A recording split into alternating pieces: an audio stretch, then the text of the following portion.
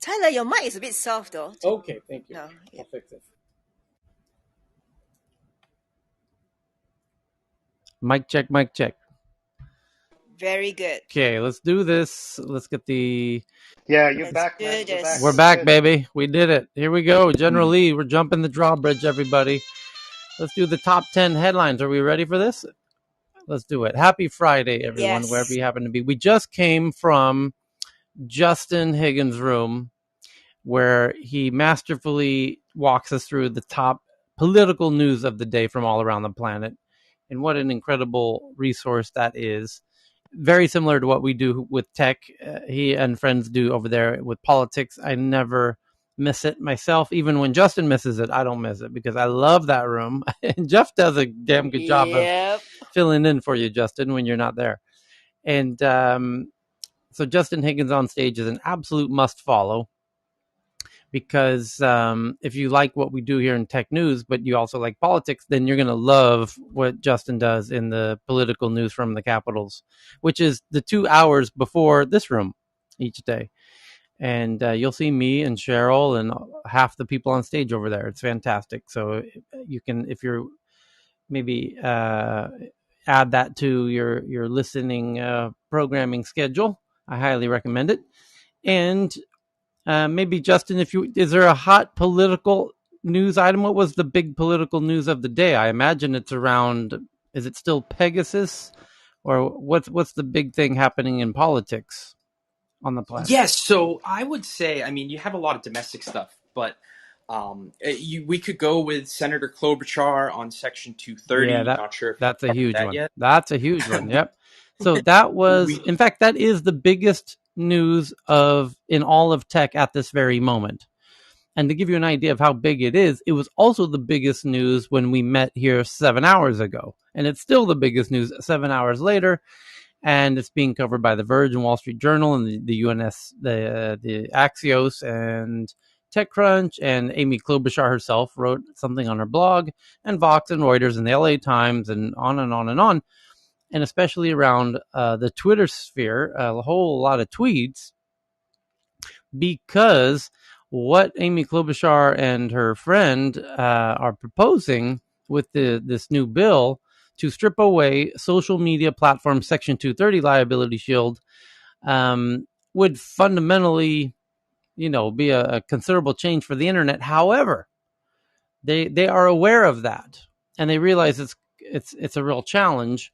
But what they really are aiming to do with this, and this is where Justin and I will and others we can all figure out what's really going on. But from my reading of it, and let's read the first couple paragraphs of this report, it seems like they really ultimately are trying to figure out a way to stop misinformation about COVID, which is tricky. It's tricky to do. How could you force Facebook to remove this negative COVID stuff? Because the White House, no less, Joe Biden is asking them to do it. They still don't seem to want to do it. So maybe if you passed this law, then Congress could force them to do it and give them more teeth to do it. So it says, as coronavirus cases rise in unvaccinated populations, who would have thought, huh? Democratic senators are introducing a new bill Thursday that would strip away Facebook and other social media platforms Section 230 liability shield if they amplify harmful public health information. So that is what would lead them to lose their Section 230 liability shield and make them personally responsible and suable is what it would do. The Health Misinformation Act is what they're calling it, introduced by Senator Amy Klobuchar, Democrat from Minnesota, and Ben Ray Lujan, a Democrat from New Mexico. Yeah, would create a carve-out in the Section 230 of the Communications Decency Act, opening up social media platforms like Facebook up to lawsuits for hosting some dangerous health misinformation. The bill directs the Health and Humane Services Secretary to issue guidelines on what should be classified as health misinformation, because it's going to be all about the language as usual. The carve-out would only apply in situations where online misinformation is related to an existing public health emergency, like the ongoing coronavirus pandemic, as declared by the HHS Secretary. It would only open a platform up to liability if the content is being algorithmically amplified, meaning by the platform themselves, not through a neutral mechanism such as through the use of chronological functionality. What they mean is, in Twitter, for example, there's two ways to follow the tweets. One is in chronological mode, where it's just the tweets coming in chronologically as your friends are tweeting them, or you could do in what's called personalized mode, where the algorithm personalizes your Twitter feed and the algorithm chooses the order. And in that case, if they're amplifying COVID misinformation, then they're intentionally showing it to you through their algorithm, which they shouldn't be doing. They're, in fact, lifting up, giving more visibility to medical misinformation, which would then make them liable or responsible or suable. So that's what it ultimately comes down to. And one quote here, it says, "For too long, online platforms have not done enough to protect the health of Americans. These are some of the biggest, richest companies in the world, and they must do more to prevent the spread of deadly vaccine misinformation," Klobuchar said in a statement on Thursday. "The coronavirus pandemic has shown us how lethal misinformation can be, and it is our responsibility to take action now." I've got one last thought before I hand it over to Justin and others, which is, it's interesting that about 24 hours ago, we read a headline that the White House itself had done some analysis and calculated that there were about 12 accounts on Facebook that were responsible for the majority of the medical misinformation around COVID vaccines. And if you look at who those dozen are, it's like Fox News and Ben Shapiro and Dan Bonagino and these talking political pundit type folks who have these very popular video blogs on Facebook. And in fact, if you look at the top 10 most viewed Facebook posts each day, they're almost exclusively those people I just named. So that's why it's a big problem. And these are very high profile people.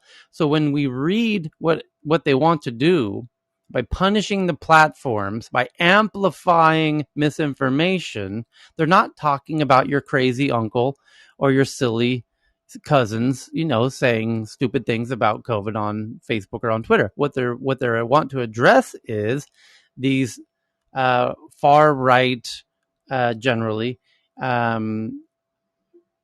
talking head political figures with huge followings. They are the biggest.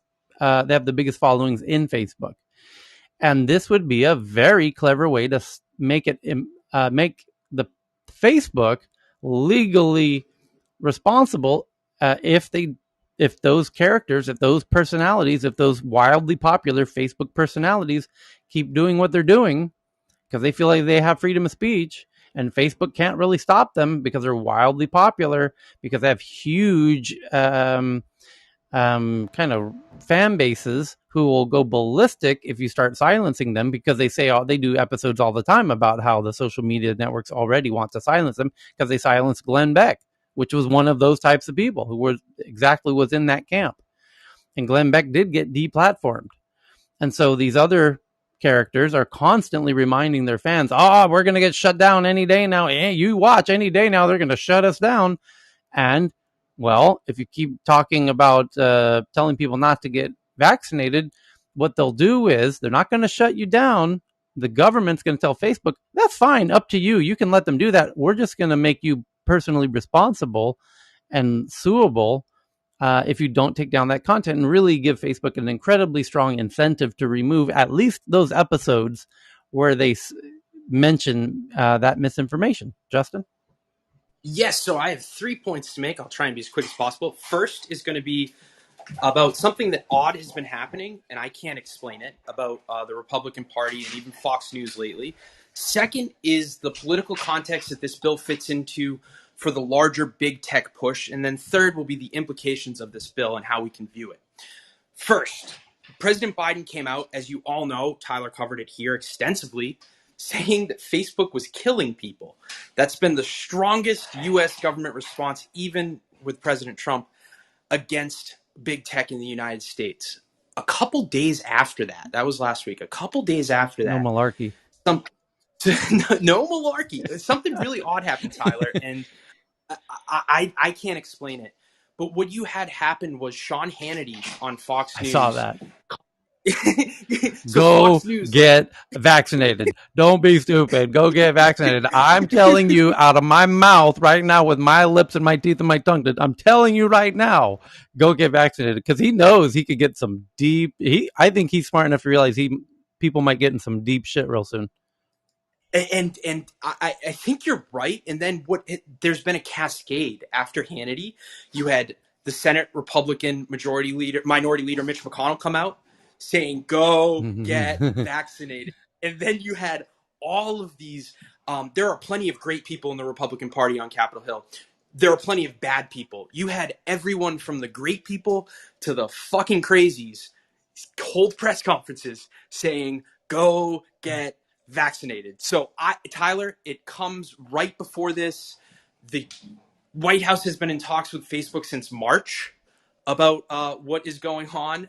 So take that for what you may, folks. There's been a very big reversal in the Someone's Republican. been listening to this room and hearing me preaching about the dangers of being an asshole and freedom and how insurance is going to fix all of that. So you fuckers better be realizing everything you say you're going to be liable for. It's amazing. So there's been a political shift, which has been coordinated and very odd. So that's point one. Point two is this is another stake in the ground. Lena Khan, FTC chair, Tim Wu, National Economic Council director, staunchly anti-tech, and then people say, oh, that's just politicians making a show of shit. Even the progressives who really hate big tech, even conservatives said, wait until Joe Biden appoints his Department of Justice antitrust leader. That's not going to be a big tech crusader. If it's not, Joe Biden's full of shit. Well, folks, Joe Biden picked the staunchest big tech crusader to be his head of the antitrust sector at the Department of Justice. That was last week. Now he's also in talks to kind of open up Section 230 behind the scenes. And this means that Joe Biden is serious. This is another example with Senator Klobuchar and Lujan's bill here that there is momentum building. I'm not going to say it's going to pass now or in 2 years. It may be 5 years, but legitimate discussions are being had. There is legitimate momentum.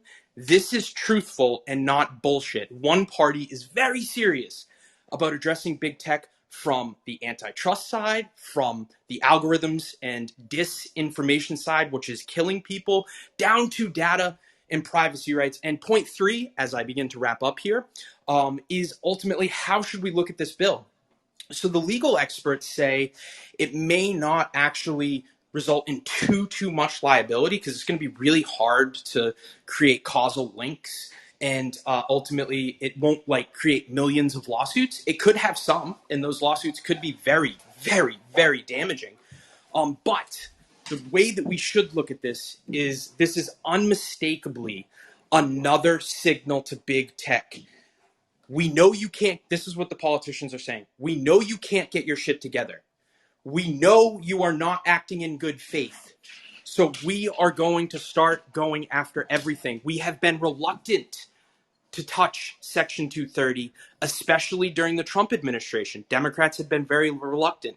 But now you have Republicans and Democrats coalescing around antitrust, coalescing around data privacy, and hopefully Section 230. So to sum this up, this is massive news, folks. It's massive news for not only right now, won't pass into law, but it will be massive for the next 4 or 5 years. And I think it's really a great summary, Tyler, that you did walking us through what this bill is. Thanks.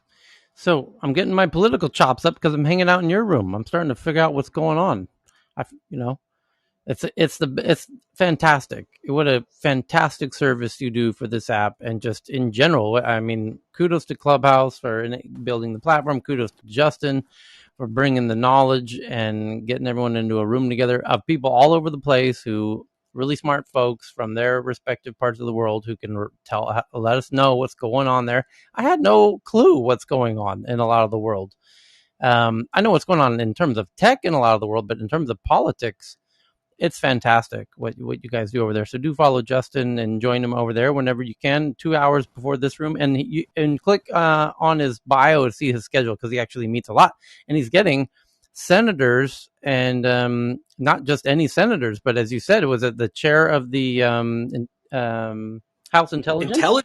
Committee. Yeah, Senate. that's huge. Senate, It's one of the boy. most important committees in Congress, and this is why I'm so excited for this format of Clubhouse, and for Justin's room in particular, because he is on the ground physically and professionally in Washington, D.C., across the street from the Capitol there, where he can and has been, as you just heard yesterday, bringing in more and more higher ranking people from Capitol Hill into Clubhouse. And that is truly amazing. And he's not far away from getting Amy Klobuchar herself here into Clubhouse. And once that happens, and by the way, every time they come in here, they see it the same way we see it. They're like, holy shit, this is cool. We might have an end around. I don't want to speak for her, but Anna Marie is. Yeah. You know, we're working on that. Her dad died or went in the hospital or something right when they got connected. But, she said that she's going to reconnect them. And then, but with the midterm elections coming up, starting in a few months, it's like what a fantastic opportunity. As a middle of the road guy, I would have voted for her in a heartbeat if she would have made it to the final. I was already pulling for her. Smart lady. And to your point, Tyler, real quick, just wanted to say that Senator Mark Warner said he would be on again. Nice. Let's get in touch when these infrastructure bills pass. And then just to give everybody, you won't see this in the news, but Senator Warner said unequivocally, so we can't say that it's 100% for sure, but he intimated that the United States government did hack back against a Russian called the IRA troll farm, which was responsible for messing with our elections in 2016, and we ultimately shut it down. So just another example of U.S. politicians coming on this platform, breaking news and being honest, and also for everybody saying we're not doing anything about cybersecurity, the guy told us we fucked them up. So that was good to hear, Tyler. Yeah. So that's the first biggest story of the day, both in the tech and in the political sphere. So that's how you know it's a big story. And then the second biggest story in tech at this very moment is that Google has made a kind of a substantial change with how they show you results. When you do searches on Google, you get search results. And now there's something called about this result. So that when you kind of mouse over a result, it will tell you why that result is where it is. And it can include things like, well, you searched a word in Spanish and it's from a Spanish website, and it gives you all kinds of additional context as to why that result is where it is. Very helpful. Not terribly earth-changing news, but it's got a lot of people talking in tech because, as we mentioned even in this show 24 hours ago yesterday, SEO, search engine optimization, is an industry in and of itself. And where people rank in those results, they give you what we call the 10 blue links when you get a Google search result.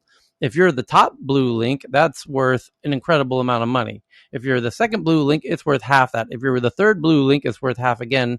And if you're on the second page, you might as well not even exist, and call your mom and apologize for being such a loser. But now Google's giving additional context about why this top result is the top result and why the second result is the second result. And that's what's getting everybody talking right now. And that's why the tech sphere is buzzing about this today, because it's a whole new additional look behind the curtain that we have not had before. So it's of intense interest to a whole industry of people called SEO, who are hired by pretty much every decent sized company. Even small companies pay SEO consultants to help boost their Google visibility, and hence all of the chatter online about this new update from Google. So the third biggest story at the moment is that Twitter beat the Wall Street's expectations for their Q2 revenues, where they made $1.19 billion, up 74% from last year, and more than was expected, which was $1.07 billion. So they beat it rather handedly. and it's caused a nice jump in the stock since then. It jumped about 6% at the end of the market yesterday, jumped another 5% this morning. And what I think is really interesting is what they have coming up for this quarter.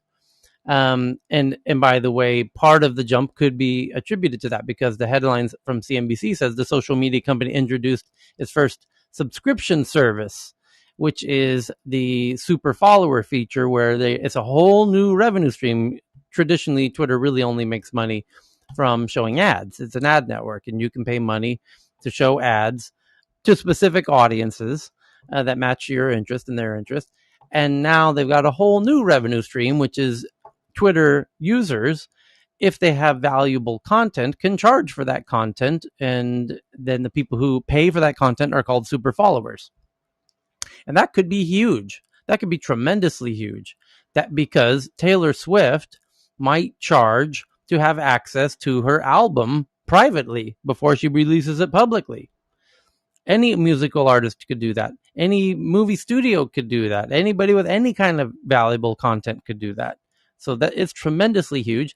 And it's not with the super followers, it's kind of any kind of tweets, your photos or videos. So guess what? All the porn is going to be in Twitter now, because all the porn stars aren't going to bother going to work with some studio. They're just going to do it from themselves, from their house, like they've been doing on OnlyFans, but now they can do it on Twitter, which is a much bigger audience. So just that alone is going to be tremendous amounts of money for Twitter and for those creators. And there's even more, because they have a new type of content called Twitter Spaces, which are rooms where people get together and talk with each other in a room. It's kind of interesting. I don't know if any of you have ever tried this, but it's basically a room full of people talking together. They call it Twitter Spaces. And that could be part of for the paid members, the super followers.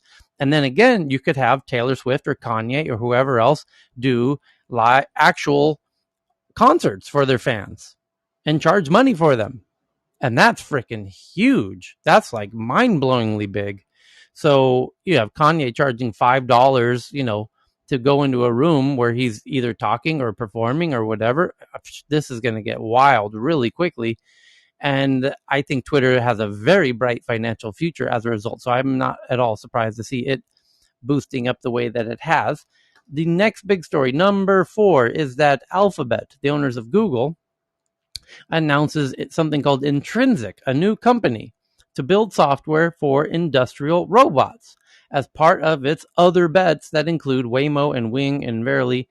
And Google got very clever and made a parent company called Alphabet, because they have so many sister companies like Waymo, which starts with a W, and Google starts with a G, and Verily starts with a V, and they have so many sister companies now that they said that it's Alphabet because we have a company for every letter of the alphabet.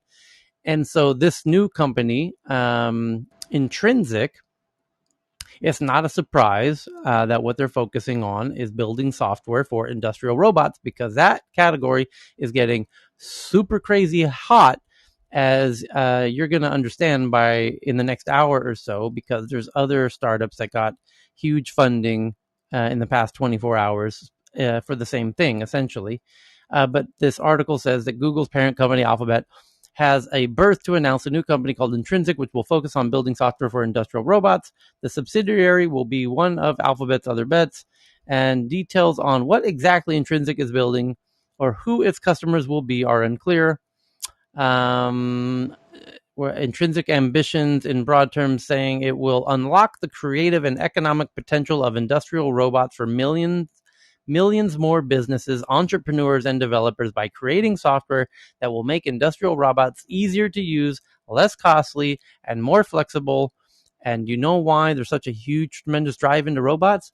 Because people aren't showing up for work post-COVID. People don't want to do those jobs no more. The people have said, Frito-Lay's on strike for 3 weeks now. A whole bunch of people are not coming back to work unless the salaries get significantly much higher. And even then, the salaries have gotten higher, and people are still saying, nah, I'm not going back to my shitty job no more. No thanks. We're done. And so now you're going to see a tremendous push into robotics starting now, right now, starting right now. Like literally right there, right when you heard that bell. That sound you That hear. sound you just heard was the beginning of the robot revolution. Officially, that was the official. I know it didn't sound so grandiose. It was kind of, not such a big, huge. You were expecting something much bigger. I know, but let me play it for you again. You'll notice it's very subtle for announcing a revolution. But here, just take a listen again. There it is. That was the robot revolution sound starting right there. It starts today, and a whole bunch of companies are being flooded with money right now from investors because the investors are sitting in their offices every Monday, as every VC firm does. They always meet on Mondays, and they sit down and they think about where's the world going. And they look through the news headlines like we have done, and they saw the news headlines like we did that people don't want to go back to work. And they said, you know what? That's interesting because there's a lot. I've been seeing a lot of robot companies lately that have been pitching us for money. Well, shit, if these people ain't going back to work, maybe we should give money to those robot companies. And so that's why this Google headline is not such a big surprise now, is it? No, it's not, because that's what's happening, and the investors know how to make money. They know how to find an opportunity when people don't want to go to work, and robot companies want to make robots. And the trick is they got to get easier and faster and cheaper and etc. So that's what Google's working to do. And I just tweeted out the link about this new company called Intrinsic, so you can see it for yourself. And it's basically what we're starting to see is when we say robots, what we're talking about is robotic arms, ultimately. And you'll see that in this video. It says Intrinsic wants to use AI to teach robots how to move and work. In the video above, 2 KUKA industrial robots' arms assemble a box. And it shows 2 arms. And with 1 arm, you can do a whole lot of stuff. With 2 robotic arms working together, there's not much, that you can't do. And they have all kinds of different endings on these arms. And I think the next thing that's going to happen is they're going to be able to change the endings on these arms when you get 2 arms working together. They're going to be able to change each other's hands so they can do incredibly a huge variety of tasks. So you have a suction cups, as hands for one thing, and then you got a screwdriver for an arm for the next, and they, constantly upgrade each other like Decepticons or Autobots or whatever. So it's going to get really wild really quickly. But anyway, I just tweeted that article out, and that was the 3rd or 4th biggest article of the day. So let's get into the others. And as I said, you're going to see other robot announcements starting today, because you heard the official launch of the robot revolution just a minute ago. And if you missed it, let me play it for you. It was really tremendous. Here, listen closely. There it is. That's the launch of the robot revolution. Man, if they make a robot that does that sound's going to be menacing to all of humanity from now on. So the next one small information. Yes. Do you know where the robot word comes from? The robot yes, word, I do. word I do. From... Don't say it. It comes from Croatia. No. Prague. From Czechoslovakia. Okay, sorry. Czechoslovakia, from the word robota, which means labor, and it was novel written by the Karel Čapka at about 100 years ago, when he wrote about some machines which they are doing labor instead of the people, and from word robota, which means labor in Czechoslovakia. Okay, now check this out. I couldn't have figured out a better way to explain how big of a story this is about Google doing this robot company, but I just found out the perfect way to absolutely prove that this is a huge story. Here's how I know it's a big story. Because my source for how I source the news, where it can tell in real time the top stories at this moment live, at any given moment, while we were reading the top 4 stories, the 4th biggest story, which was the robot story, just became the number 1 biggest story. And then the number 1 story went down to number 2, and then number 2. So it just became, in fact, the number 1 story in all of tech right now, is that Google just launched this. That's how big. These robots don't fuck around. They're moving fast. They officially heard the launch of the revolution. Are you looking at Google Trends, Tyler, or no Twitter Trends? I got some proprietary shit, my friend. Will the robots have super fans? Yeah, no doubt. Super followers on Twitter, yeah. So, but that you laugh, but my God, did Faraz come up with a fantastic concept, which was that today we have influencers on social media, and these influencers are humans. But how long will it take before we get an AI who can become an influencer, who's able to get lots of followers? And by the way, Jean-Francois on stage is clapping because he's built an AI who is a female who has thousands of guys who are proposing marriage to her. So, and she just opened her Clubhouse account. oh, Yesterday. nice.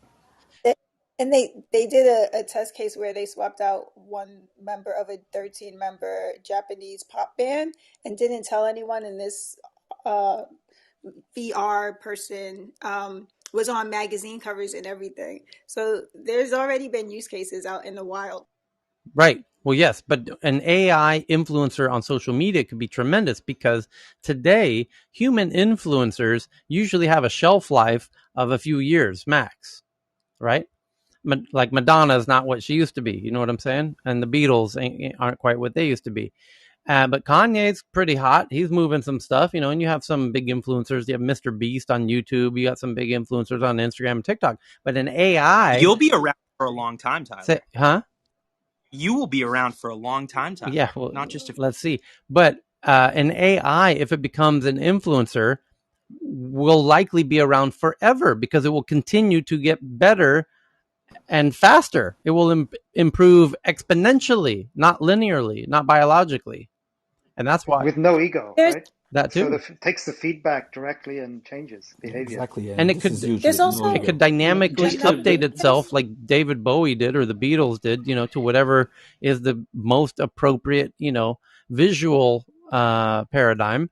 And it could stay in power forever and get more and more and more influential. It's such a wild concept. There's another Tyler, use if I case could, from a startup sorry, in go ahead. Israel.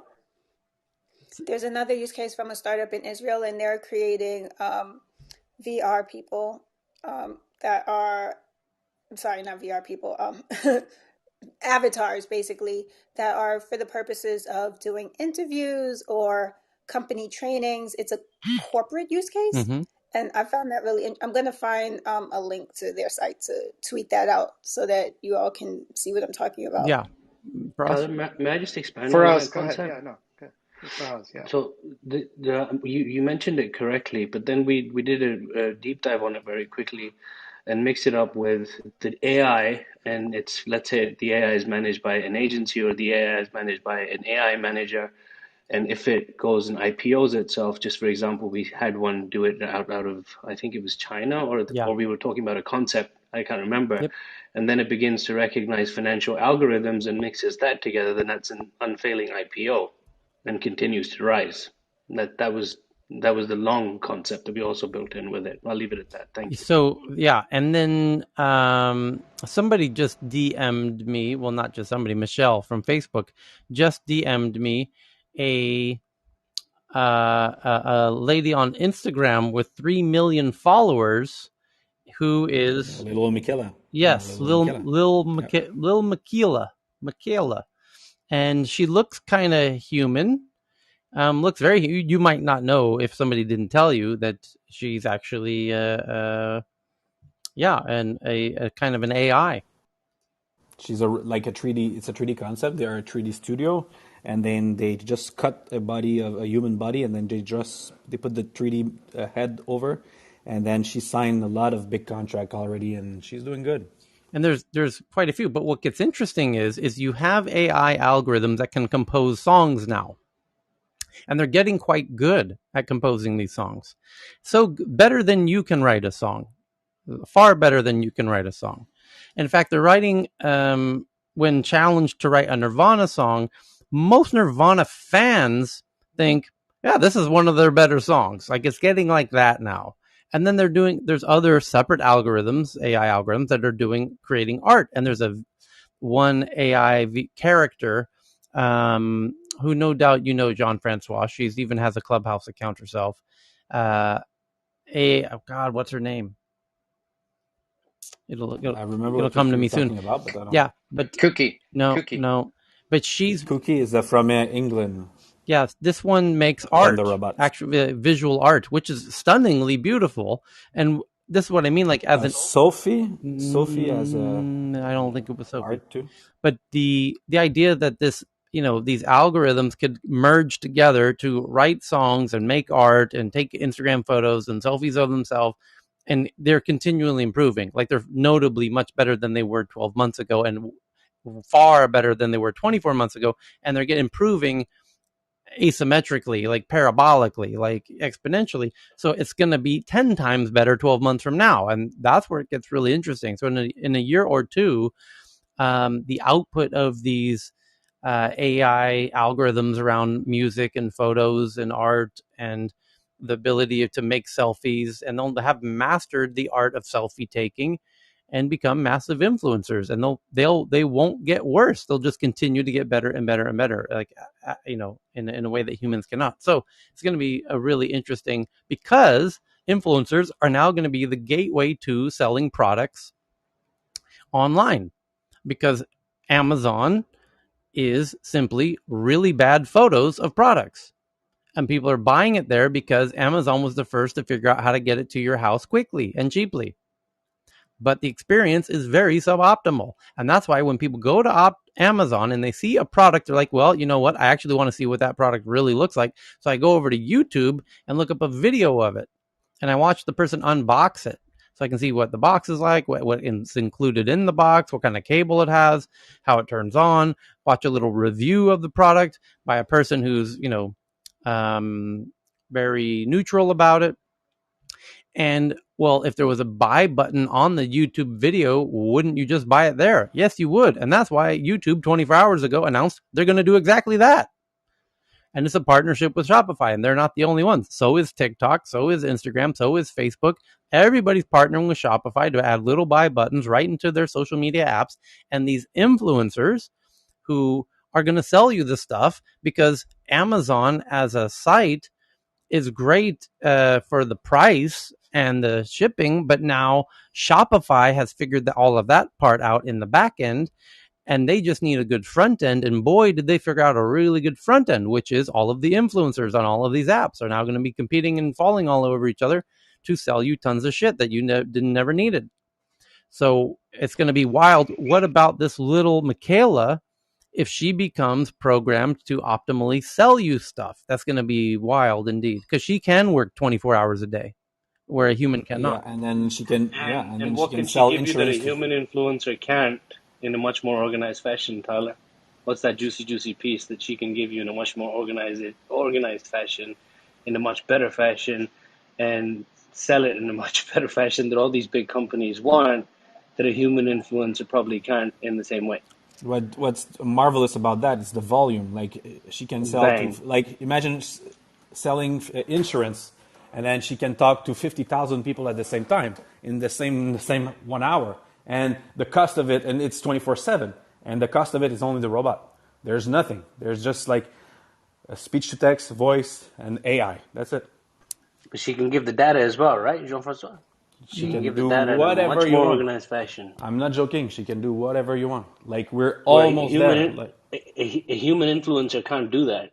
Not in the same And way. imagine Maybe to the a certain extent. opportunity for manipulation. I mean, we already saw what that's bots the did with huge problem of Apple. it. That's why it needs to be ethical.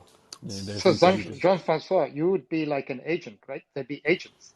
So yeah, for these, if I decide to build more robots, then I will be an agent.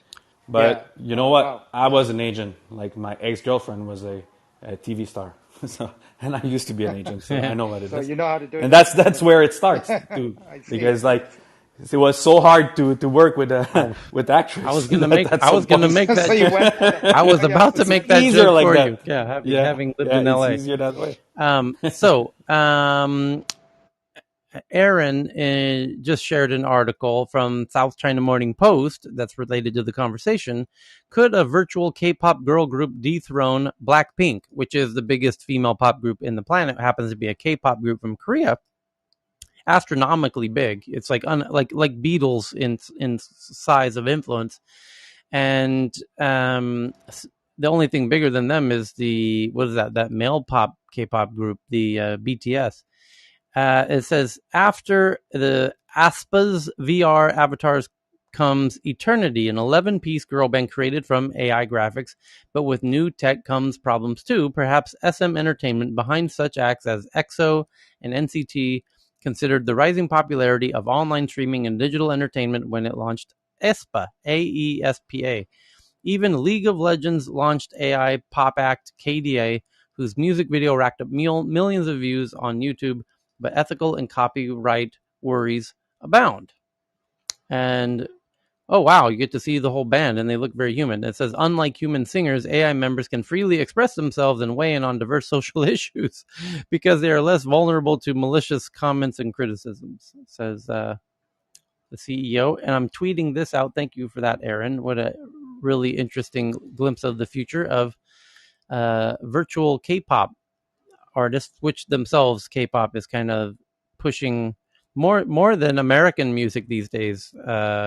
K-pop bands are having more global influence than even many of the biggest American acts, which I know seems hard to believe for Americans, but hello from Asia, where K-pop is the big stuff over here. So the BTS, right, Tyler? BTS is so absurdly, unimaginably, ground-shakingly big.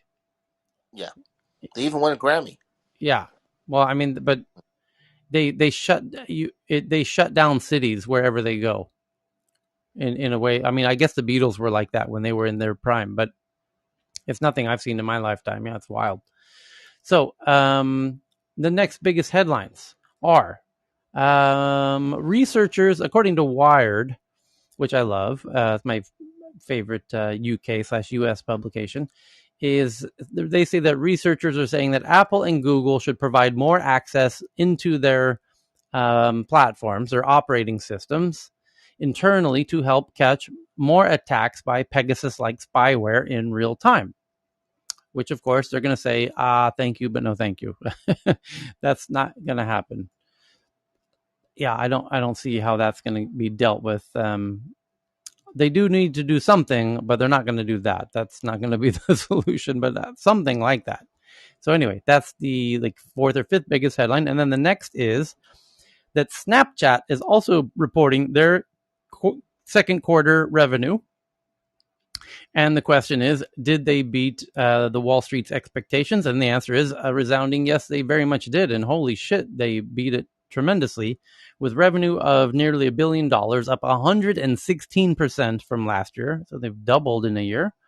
Not easy to do at their size. Daily active users are up 23% year over year to just about 300 million daily active users. Twitter's about 200 million by comparison. And the stock has risen 20% as a result. And again, just a comment like I did on Twitter, I think Snapchat, for a totally different reason, has a tremendously bright future economically ahead of it, because they are incredibly focused on augmented reality at the moment.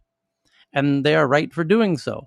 They have their own hardware, which is glasses they call spectacles. You put on, they look like sunglasses. You put them on, there's cameras on them. They record content as you're walking down the street, and they show you augmented reality content as you're walking around.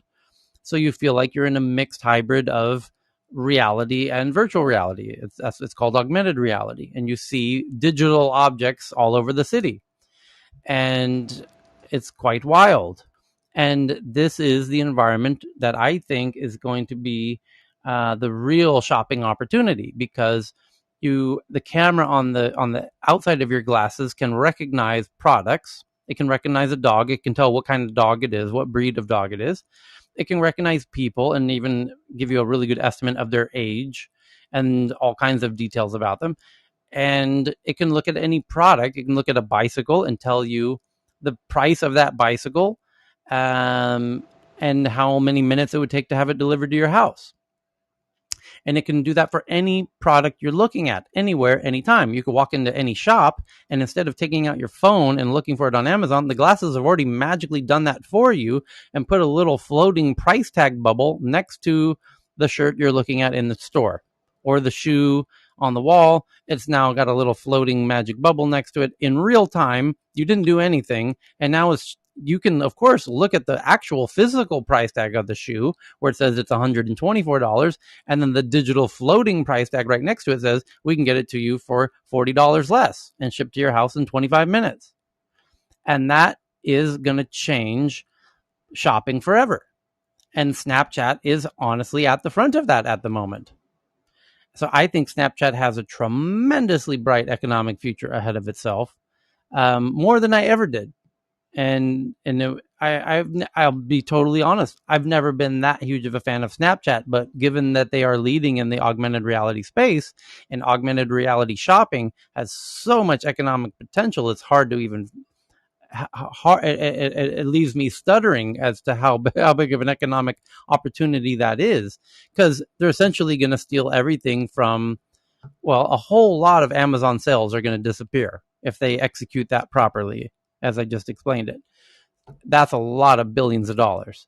So, yeah, no doubt Amazon understands that, and they're racing to get out their own augmented reality hardware and everything else. But whoever gets it out there first has got a bit of an advantage. So, at least in the short term. So, let's see if Snapchat can execute on that. But congrats to Evan and the team over there at Snapchat from my hometown there in Santa Monica. They're kicking some booty there. The next big story is that old stories on news sites, including the Washington Post, are displaying porn. Like the Washington Post is now showing porn. That's the headline. The Washington Post is now showing porn. Why is the Washington Post and other such publications like the New York Magazine showing porn? Well, it's because they don't use YouTube when they upload videos and embed it on their websites. So the Washington Post and the New York Magazines and a lot of these sites show videos, and they don't use YouTube like you do. They use a different site called VidMe. And VidMe just got bought by a porn company who doesn't give us a toss or a squirt, no pun intended, about the videos that the Washington Post used to put in their video players. And I don't know if it's a prank or what. I think it is. I think they're intentionally trying to, pull a prank over on Washington Post and New York Times by replacing the videos they had in their players with porn. But they have a new owner, so the new owner's got a wild sense of humor. So there you go. And somebody, Taylor Lorenz for the New York Times, did a tweet jokingly said, "This will save journalism because the people are spending more time on the Washington Post than they ever did because they have porn on there now." So anyway, kind of a clever joke. Next biggest article is actually a rather important one, which is about, we talked about how Alphabet, which owns Google, and their new robot initiative called Intrinsic, they also have their own AI company called DeepMind, which they acquired a decade or so ago out of London, which is one of the world's leading AI labs. And this DeepMind has created the most comprehensive map of human proteins ever using artificial intelligence. Well, yeah, no doubt. That's what they're an artificial intelligence company. What do you think they were going to do it with? So, but this map of human proteins is quite a profound thing indeed. They've basically done, what was it? 250,000 different protein structures, 300,000 350,000 structures across 20 different organisms, including animals like mice and fruit flies and bacteria like E. coli. And this is essentially like creating the encyclopedia of biology in a way that is hard for, people who don't deal with it day to day to even comprehend. But it is a tremendous gift to society, especially biologists. And as many are saying, the company, a subsidiary of Google's parent Alphabet, is releasing the data for free, with some scientists comparing the potential impact of the work to that of the Human Genome Project, an international effort to map every human genome. And it's being debated already that this will earn them the Nobel Prize for biology. And I wish so. I've been on it, and it's crazy, amazing. Like you just click on the image, and then you go on any section of the protein, and then you got the sequencing, and then you can zoom. It's you have to try this. It's amazing. And this will expedite all kinds of amazing things because proteins can be used to make stuff. Your body uses protein to make stuff, like your hair and your fingernails and every cell in your body. Your body is made up of protein doing protein behaviors. Well, you can make by the way, everything in nature does the same thing. Plants do the same, right? Animals do the same. So could we not figure out how to make stuff through protein rather than through petrochemical plastics? Because humans generally, when we make stuff out of plastics because we don't know how to do what they just now figured out how to do. And so that's how tremendous of a breakthrough this is, because we would ideally come up with new proteins like screens for our phones that are, made out of proteins and not plastics. And now we could start making trash cans out of proteins and not, instead we could have a tremendous impact on making things out of proteins and not plastics that are in many ways superior to making things out of plastic that could biodegrade. We could make bags out of proteins that function very similar to plastic that dissolve, 4 days later into nothing. So it's going to be it's a truly mind-blowing thing that they're doing, that they're giving this all away for free. And it's no doubt the Nobel Foundation is debating internally what to do about this. Johan? Yeah, not to rain on your parade, sir, but there is no Nobel Prize in biology. Chemistry, sorry. Sorry for that. Yeah. The chemistry award for the Nobel for chemistry. Also, Tyler, yeah, that might be. Tyler, you could also make silk with the same method sure. too. Yeah, silk. Yeah, silk is a biological process initially, but yeah, you could make real silk. You no longer need the worms to do it. I think most people forget that silk is, the byproduct of worms, silkworms. But now you don't need the worms because it's a biological product. It's not a synthetic product. So super interesting. Super interesting. Anyway, so going to tweet that one out so you can read all about that.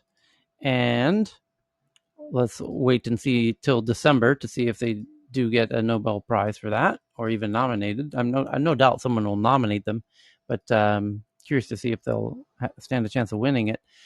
I bet they do, just because the Nobel Prize wants more buzz, more marketing value, and if they gave this away, that would be huge buzz and marketing value for the Nobel Foundation and the Nobel Prize in general, and open it up to AI engineers around the world, because the way people are innovating now is through AIs. The big breakthroughs that are happening on the planet are happening as a result of AIs. It's not as a result of necessarily individuals anymore. So anyway, I'm going to make some protein ventilators if I'm already making them out of plastic now, as the polymers evolve to more biocompatible and biodegradable and eco-friendly materials, and I'm on that like stink on poop, Right now they're like these photopolymers and they're like these crazy materials right now, and I'm sure they're not great for the environment or the carbon footprint. So yeah, and somebody in the DMs, Letitia, thank you. The AI artist, visual artist I was looking for is called Ida, AIDA. Thank you, Letitia. Ida, AIDA, and she's here in Clubhouse. And if you go to her on Instagram, she makes fantastic art. I have to say, it's like beyond impressive.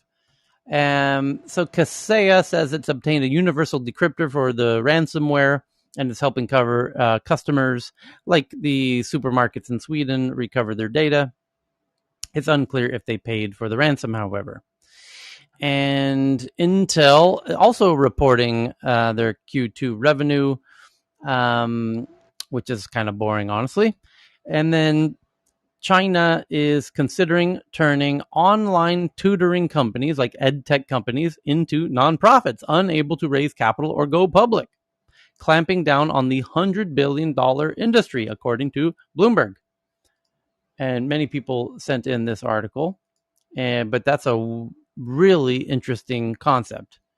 And it takes out, it says here in the article, China is considering asking companies that offer tutoring on school curriculum to go nonprofit. Imagine trying that in the U.S. Tyler, yes. This is Vinay. So I have a friend in China who owns an Edtech, and I was talking to him today, and the unstated reason is curriculum control, because a lot of the Edtechs are now bringing in content and curriculum, sometimes from global, which the CCP cannot control in terms of what is taught and what textbooks they're using. So it is largely because of that. That's the unstated reason there. Okay, thank you for that. And so China is considering asking companies that offer tutoring on school curriculum to go nonprofit, according to people familiar with the matter, as part of a sweeping set of constraints that could decimate the country's $100 billion edtech industry. Shares, of course, are sinking on edtech companies in China.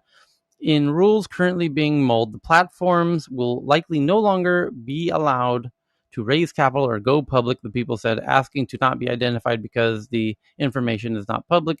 Listed firms will also probably no longer be allowed to invest in or acquire education firms teaching school subjects, while foreign capital will also be barred from the sector, one of the people said. Wild. Thoughts on that?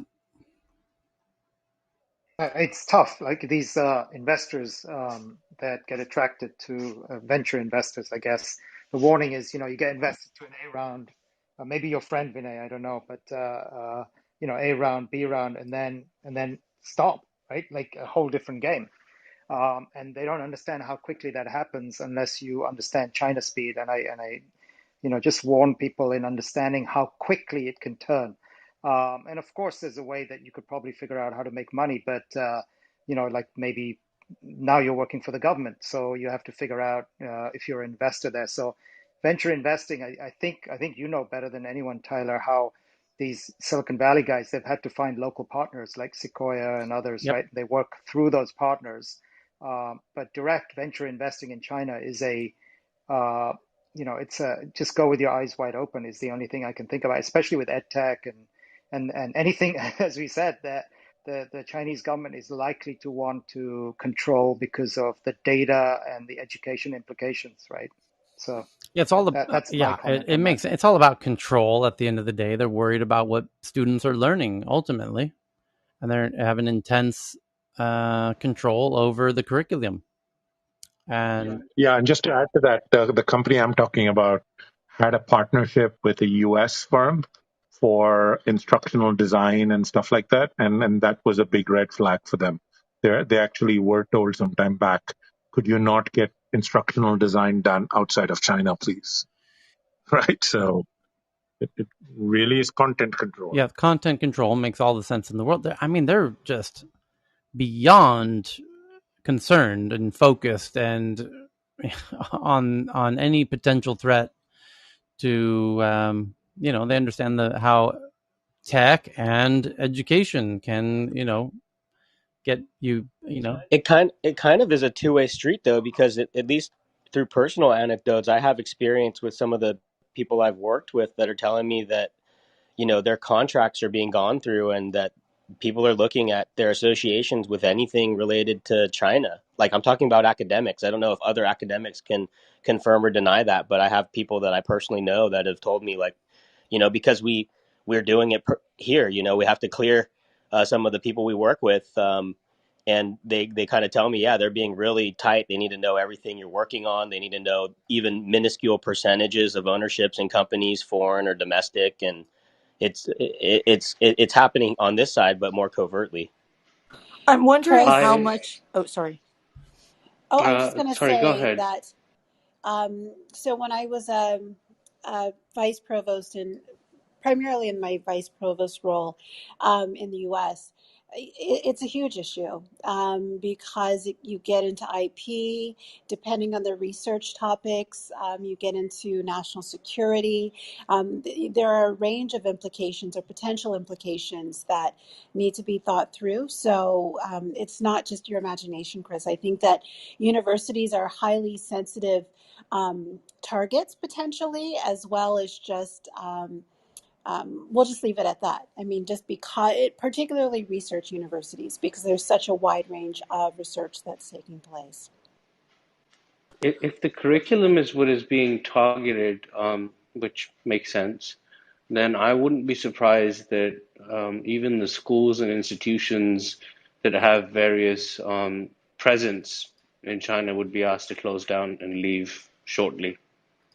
I think Um, yeah. there are Actually, also a number of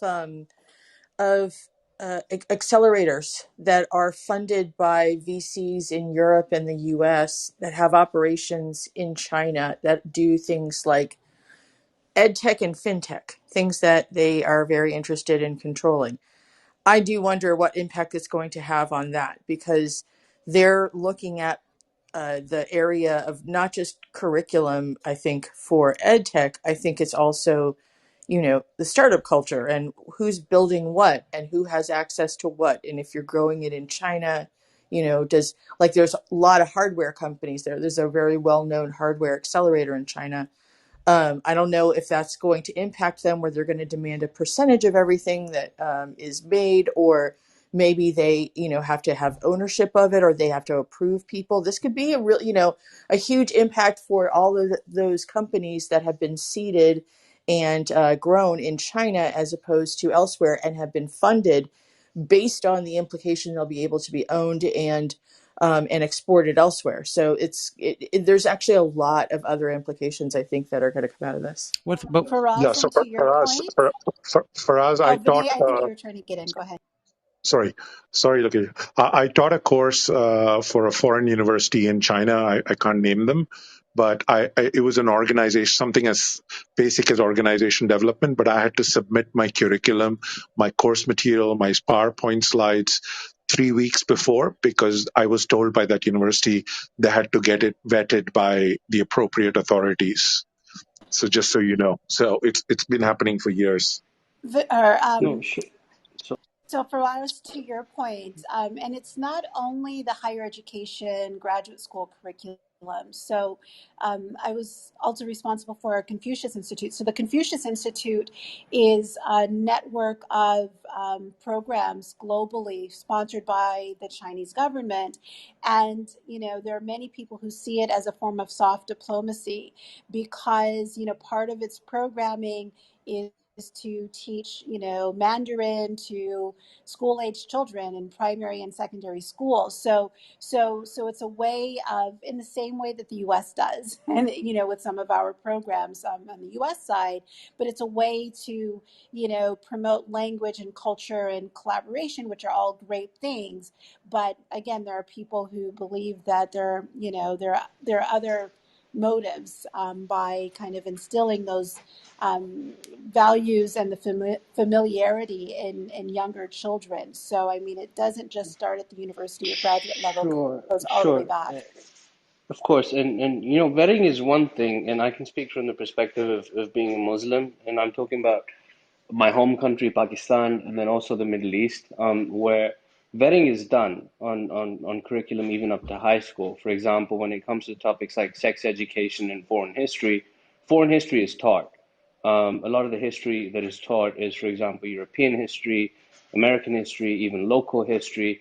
But when it comes to sex education, a part of it is discussed in, for example, biology, in the human anatomy part, etc. But it's done in a fashion that is vetted and is curated to what is suitable to the Muslim population. Then there's separate courses that are also allowed, for example, for expatriates that are of a different faith, and it's just a curated process, as is the edtech side of Okay. things, right? Yeah. We're However, getting sorry, a little deep I'll into the stop. woods here on the edtech thing. Sorry, I'll stop. I'll stop, Okay. Tyler. I think we get the point. I think to me the main question is that what if you're an investor and you've invested $50 million in this Chinese edtech company and now they're being told they're a nonprofit? You're Write it screwed, off. Your money just disappears? Yep, I guess. it's gone. It says $100 billion Vapor, industry. So vaporware. so that $100 billion just it belongs to China now. Well, you can always sue the Chinese government, but good luck with that. Not just from an investment perspective, Tyler. Even if you've got, EBITDAs globally would be affected by this, because even if you're not invested in it, edtech companies from the United States that might have operations that are outsourced there or have some form of operation there, EBITDAs will be affected. I'm sure there's cases like that too. That's wild, because I mean, I understand why there's a benefit in taking this approach of making them nonprofits and controlling the curriculum. I understand their sort of very healthy paranoia of maintaining control and the curriculum and whatnot. But this again is a huge signal to investors to not invest in China.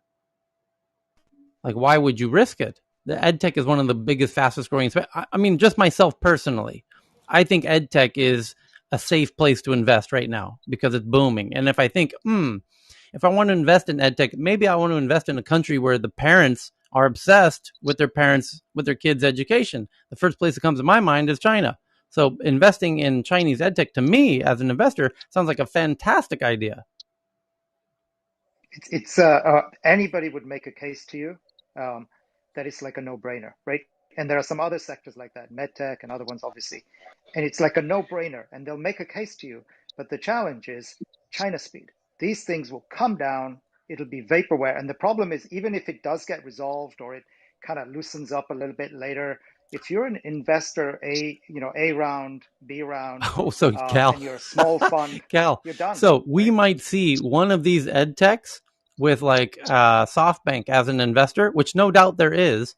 And Masa is going to tell them, all right, everybody, New York IPO. Here we go, everybody. Get in the car. We're going to go IPO this thing. We're going to find a new We got to go IPO this thing in New York tomorrow, everybody, and get our money out of this thing. Well, they would have tried to do it last week, actually, before this announcement. So tell me, who's the biggest edtech player, Tyler, Cal? I don't know. I don't know. I'm asking if you guys know. I don't know. Well, I mean, it's I'm Google. sure. I mean, like, what do you mean biggest in terms of the investor, right? I mean, in terms of operations, investor, I'm sure it has to be a Western company. I don't know. Oh, is it? Are you asking in China? No, so I mean, whether it's inside China or outside China. Let's take the example of an outside China, right? The first sales pitch that they would have is, this is our footprint in China, or this is our footprint in India. So even then you're screwed, regardless of whether they're in China or not. Coursera is 5.27 billion value market cap. So, by the way, I just found SoftBank invested in EdTech Chinese startup called Zoe Bang, $750 million. I got a little prediction. When was that, Vinay? I'm looking at it 29 June 2020, and then Chinese EdTech startup VIP Think bags another 180 million round led by SoftBank. So 2 investments. Oh boy. Masa's. Oh man, I can just imagine what he's saying in the they got him again. He wants to get his money out of there quick. That man, them Duke boys. He's shouting in the office right now. The Efforts never gave me a heads up. My network's, where was my network? Or maybe they did. I was finger painting. Get in the chopper. We're gonna go IPO this thing in New York. Oh man, that's rough. Okay, so next big headline. ARM, which makes semiconductors, one of the big semiconductor companies. Wait, you had a prediction. Yeah, I'm predicting something's going to happen with that SoftBank company. Like, they're going to try some kind of jujitsu move to get their money out of there somehow, some way. So ARM details what they're calling plastic ARM. And this is wild. A 32-bit processor built on a flexible substrate that it says can lead to embedding of low-cost, ultra-thin chips into everyday objects, because one of the big problems of putting chips in things is that the chips are stiff, and that limits the number of things you can put chips in. And what if you could bend them? So microprocessors are at the heart of every electronic device, including smartphones, tablets, laptops, routers, servers, cars, and more recently, smart objects that make up the Internet of Things. And in fact, anything that becomes smart means it has chips in it. Like your phone used to just be a phone, and then we put chips in it and apps in it, and that made it smart. And then your car we put chips in it, and it's a smart car, a smart house, or a smart city, or a smart office, or smart home, or whatever. And so, although conventional silicon technology has embedded at least one microprocessor into every smart device on Earth, it faces key challenges to make everyday objects smarter, such as bottles. Milk, juice, alcohol, perfume bottles, food packages, garments, wearable patches, bandages, and so on. Cost is more important factor preventing conventional silicon technology from being viable in these everyday objects. Although economies of scale in silicon fabrication have helped to reduce unit cost dramatically, the unit cost of microprocessor is still prohibitively high. In addition, silicon chips are not naturally thin, flexible, and comfortable, all of which are highly desirable characteristics of embedded electronics in everyday objects. Flexible electronics, on the other hand, does offer these desirable characteristics. Over the past 2 decades, flexible electronics have progressed to offer mature, low-cost, thin, flexible, and comfortable device, including sensors, memories, batteries, light-emitting diodes, energy harvesters, near-field communicators, radio frequency identification, and printed circuitry, such as antennas. And now ARM is making the chips that go with these, plastic ARM system architecture, they call it. And what I would like to point out is that it's a 32-bit ARM Cortex MO Plus processor product. And the thing that gets me excited is what we were talking about protein, is the idea that we might even eventually be able to make the kind of substrate of these processors out of proteins. And that's where things will get really wild. Where's Eli? That guy Eli Rabani, he's literally working on that stuff. It's crazy. Let me see. Is Eli in the audience? I don't see Eli. Where are you at, Eli? I don't see him. Anyway, yeah, it's just a fantastic concept. But this by itself, a natively flexible 32-bit ARM processor, totally flexible processor. That's wild. So anyway. Oh my God, Tyler. Yeah. Sorry, I'm going to go dial back 2 minutes. Just found Alibaba and SoftBank invested Zoebank, which in April had thought that they were going to think about debuting an IPO in the US. So that's gone. April, May, June, July. Right? Wait, say that again. Just say Maybe that. they got a hint from somebody. Go ahead. Alibaba and And SoftBank invested Zoebank will likely miss its target of debuting as soon got it. as this year due to the Whoa. So it was Alibaba and SoftBank together invested in a big Chinese edtech named what? Yeah. Zuoyebang. Zoebank. Zoebank, and they were planning to IPO. They announced in April this year. Yeah. Several potential mega IPOs. The government campaign has brought several potential mega IPOs to a screeching halt. Did it give it 10-cent patent VIP? I'll tweet it. Did it give any numbers attached to that, like size of the IPO? I'm looking. No, it doesn't say. But it's not in this one. This is, I mean, those of us who follow us every day know how peculiar this is, what he just found. Thank you for that, Vinay. That's fantastic. Because the jokes that we were making, I said, oh, I bet SoftBank invested in one of these and they're going to go try an IPO. And the fact that Alibaba's also in that makes that joke even 10 times less funny. I mean, more serious, because they were ahead of it. They wanted to get out. But it also helps confirm what we've been talking about, that my crazy conspiracy theory all along is that SoftBank with Didi, that SoftBank was a big investor in Alibaba. But here's what it is. The wealthiest guy in Japan, Masayoshi-san, he's a tech visionary guru investor dude who invests billions of dollars like it's toilet paper. And then you've got Jack Ma in China, who's like the Elon Musk of China. And they're best friends, and they have been for 30 years. When Jack Ma took money from Masayoshi for Alibaba, and Alibaba became the biggest company in Asia. Right. So now they are mega investors. They're like, the two of the biggest investors in Asia, if not the planet. And they invested in Didi. And then Didi was told, you want to IPO in America? Yeah, you can't. No, you really shouldn't do that. And they went and did it anyways. And we're wondering what on earth was going through their mind that they decided to do it anyways. Well, they did go and do it anyways. They did IPO. China did come down and crack down on them 24 hours later. And they're now saying that the headline like 24 hours ago was that Didi, we took this as a challenge to our authority and we're going to punish you severely. That was a headline 24 hours ago.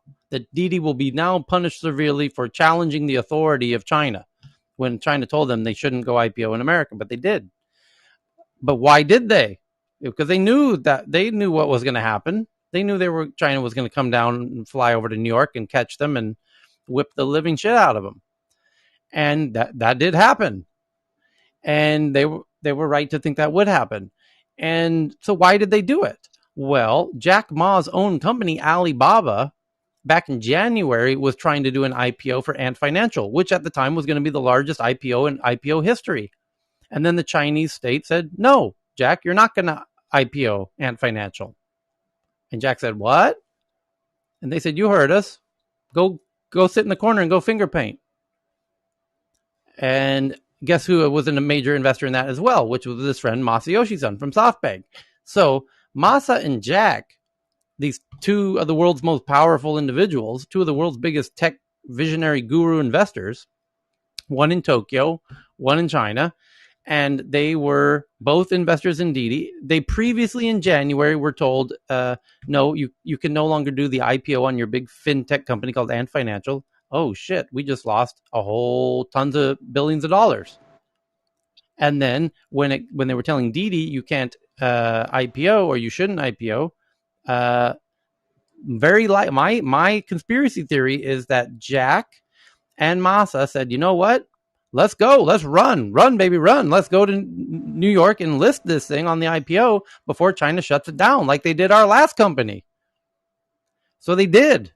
And then they got, beat up for doing so. And then now we made the joke about these Edtech companies are getting shut down, similar to Alibaba. And they're being told, you know what? You're just going to be nonprofits now. Well, what happens if you're a big investor in one of those Edtechs? And what if Masayoshi from SoftBank was a big investor? No doubt he was in one of the big Edtech companies in China. And Vinay found it. And it was not only Masa invested, but so did Jack Ma from Alibaba, the good old boys, the Duke boys. And Tencent. I mean, everybody. They invested in this big Edtech together, and now it's being told, well, no, but better, they had plans to IPO it. And now it's being... Tyler, I just checked. Something... Singapore's Temasek holding is quite heavily invested. I'm starting to think the CCP does not like Masayoshi-san. I think so. No, Son-san. Jack Ma. He's just on the wrong side of this, and he's trying to get out, right? What a wild coincidence. Oh my God. That's wild. Anyway. Singaporeans taxpayers' money is in it too, by the way. Wow. Anyway. Yeah, and Bloomberg's on an article from 5 days ago that China's widening tech clampdown and rising regulatory risk from Beijing may also push SoftBank to shun any more big bets in China and revamp its completely SoftBank vision fund. You think SoftBank is going to do anything in China anymore? Hell no. I'm not putting any more in there. Holy cow! No, they got burnt 3 times now on SoftBank's going to take all their money and buy carriers and put them in the Taiwan Strait. Tyler, I think you should get William Bean in. Sorry, you called him Duke boys. Maybe that sound is relevant for them. They're just gonna all come out. Let's look for William the sound we have for the it's going to take a special investor now to SoftBank for sure is not going to do anything in China no more. Jack Ma is certainly not going to be putting money to play into investing in Chinese startups anymore. This is likely to have some severe long-term impacts on the investor community engaging in Chinese startups. Starting with SoftBank, but I mean all the big investors, Tiger Global, they're Sequoia, they all watch this. When they see this headline, I would love to ping in Sequoia right now and be like, hey, did you see this headline about they're shutting down the edtech companies, making them into nonprofits? Are you going to be doing investing in China anymore? I'm going to be rather surprised if they say yes. And Tyler, Ping Investments, which is the $1 billion from the Ping insurance company, they do fintech mostly outside of China, like the Tyler, U.S. and Europe. this is going to be stupider than stupid.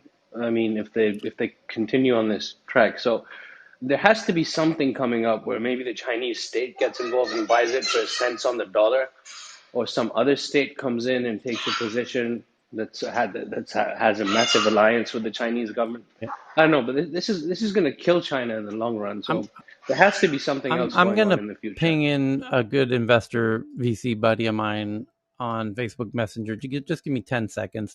I'm sending him the link to the room to see if he'll jump in here. Chris, were you trying to say something? I know I talked over you and Cheryl. Just want to make sure you two, I didn't talk over you there. Are you there? Chris, did you want to say something? Oh, he's not there. Cheryl, did you want to say something? No, I said Oh it no, you're already. fine, I Cal. said Yeah, thank you. Yeah, no worries. So Temasek Vinay, Holding.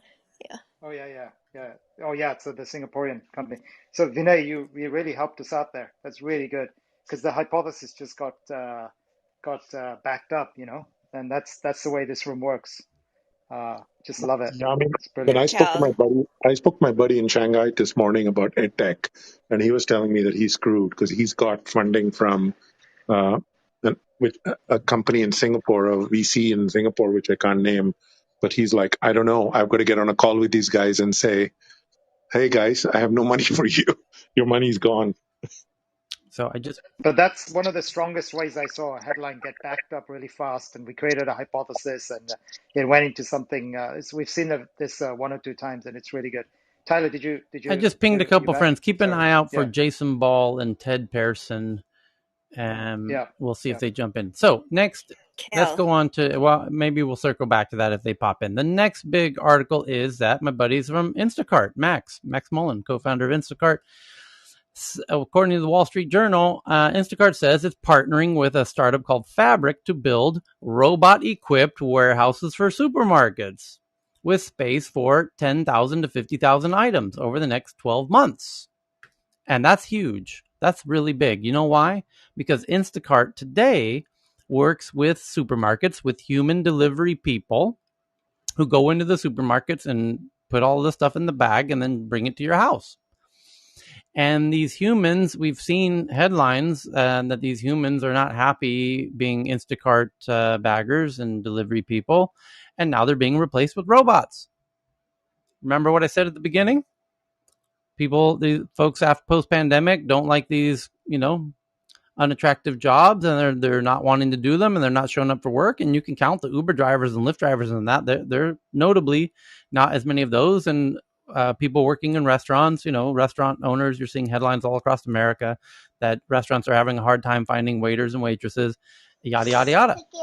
And so I tried to take a super shuttle because I had to take a flight, and those things don't, like clockwork in Southern California, yep. right? They don't even have any. They don't have any service out here. I was like, oh, I need to catch a 7 o'clock flight. It's like, nope, no service. And the Ubers are like charging like $90, $100, and there's no one wants to work. They're getting all the free money. Yeah. So this Wall Street Journal article about Instacart, this is kind of wild because now Instacart forays into warehouses in food delivery market. If this is what I think it is, this is genius, which it might be because Max is really clever. The grocery delivery company says it plans to build and operate fulfillment centers for supermarkets. That's just one step away from them being the supermarket. Why not be be a cloud supermarket on the edge of town and buy big bulk from all, Nabisco and, Nestle, and buy all the crap that people want to order and just cut out the supermarkets altogether. There's various concepts arising around that, Tyler. I'm sure you must have seen some Instacart startups. is entering the warehouse business, seeking to expand its reach in an increasingly competitive food delivery market. The grocery delivery company said it would start building fulfillment centers for supermarkets over the next 12 months. in a partnership with the technology company Fabric, in or near grocery stores with capacity for 10 to 50,000 items. In such fulfillment centers, the company will use robots to pull items, not humans, as they have up until now, who are a little cantankerous, especially post-COVID. To use robots to pull items from warehouses and have Instacart's workers pack and deliver orders. So the humans are still doing the delivery for the time being, because that's being automated as we speak as well. Instacart currently deploys shoppers who grab products from grocery stores and drop them off at people's homes. The company didn't say how many centers it would build, but they will be where they will be or how much they will invest. Warehouses, which will be automated, are expected to speed up the delivery process, the company said. San Francisco-based Instacart has grown sharply during the pandemic as more customers shifted their shopping online. It is facing new challenges as businesses reopen, online grocery sales are slowing, and shoppers are returning to in-person shopping. Delivery companies are still struggling to turn a profit as labor and transportation costs eat into profit margins. Indeed, the labor, meaning the human workers, want more money to go back to work. And the transportation costs, which are human drivers, want that too. But when you automate both those things, the prices go way down really fast. Long term, of course, you have to invest in the short term to replace the humans. Many grocers remain worried that they are sharing customers and earnings with Instacart. Here we go. So the supermarkets remain worried that they are sharing customers and earnings with Instacart, meaning they're worried that the customer is becoming more loyal to Instacart than to the supermarket. You see what I'm saying? Than to say, I am. right. I mean, I use Instacart every day, and it's regardless of the supermarket. You Right. could choose from multiple supermarkets. Right. That's what's happening. And Hey, Tyler, two yes. questions. This is Elle. So, is this solely focused on just the groceries? Because Instacart, there's other shopping that's on there, like Sephora and Best Buy Best and Buy, yeah, other it's stuff, awesome. I love it. everything. Yeah, I just had a raid drive delivered yesterday. So, I mean, I like it for that. So, does that impact that as well? It says people want what they need when they want it, said Mark Schaff, Instacart's chief technology officer. The company spent recent years looking at ways to offer warehouse services to grocers. Instacart added more than 250 retailers in the U.S. and Canada last year and now delivers for more than 600 businesses. It raised nearly $700 million in new capital over the past year amid a boom in business and has a valuation of $39 billion. The company is planning to go public and has beefed up its leadership team. It hired chief financial officer from Goldman Sachs. That's how you do it. And chief executive officer and chief operating officer from Facebook. Boom. As the new CEO. And that we saw that headline about a week ago. Hey, Tyler, Jason's just joined us. Jason Ball? Want to make sure. Yeah. Fantastic. Yeah. Hey, buddy. Hey, buddy. So, quick question for you. We just read a big headline that China is now telling their $100 billion edtech industry of all of their edtech companies that are growing like a weed because Chinese parents love the idea of investing in their children's education. So edtech is booming in China. And now China's telling these companies, you know what, guys? We're just going to be nonprofits. Now, the question is, as an investor, we did a little snooping around and we found out that SoftBank has done quite a bit of investing in edtech companies in China. They had also invested in Didi. They had also invested in Ant Financial. And when Ant Financial, you might recall, was told as they were about to IPO, you know what? Xi Jinping says no IPO for you, Ant Financial. The biggest IPO of all time, bigger than Coinbase or anything like that. And so Jack Ma resigned, stepping down, doing a lot of finger painting, we're told these days. So Ant Financial didn't get to do its IPO. SoftBank was a huge investor in that. And then Didi, the Uber of China, was also told, you know what? You shouldn't IPO either. Guess who the big investor in that was? SoftBank, Masa. Now these edtechs are being told, you know what? You're not going to do any IPOing either, and you're not going to do any more nothing either. You're going to be non-profits. $100 billion industry. You're going to be nonprofits. What happens to the investors who invested in all of those edtech companies?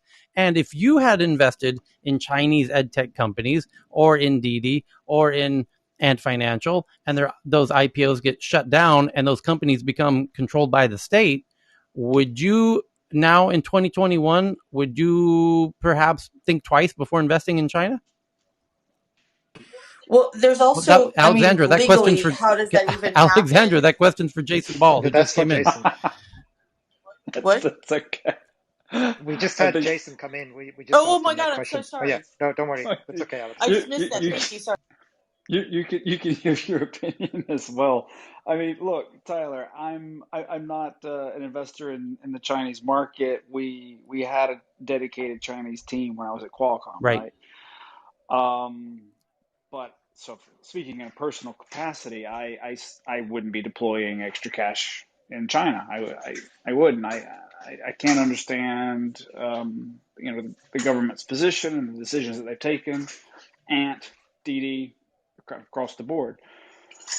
But I wouldn't. That's the simple answer. Right. So there's going to be a substantial cost for. They have ostensibly the reasons for doing it, or what we can gather thus far, is that they want to control the curriculum, and they're worried about these ed tech companies, messing with the curriculum. And so, you know what, you guys aren't going to be.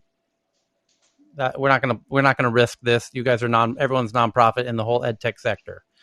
And my thought is, I can understand their motives because but it has a potential longer term impact that investors, the international investor community, and even the domestic investor community might say, you know what, it's not worth risking it anymore. If SoftBank had invested, by the way, the ed tech that SoftBank had invested in, and by the way, it wasn't just SoftBank. SoftBank and Alibaba had both together invested in this big ed tech.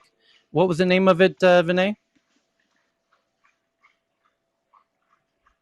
Zhuoyang. I'm probably killing the name.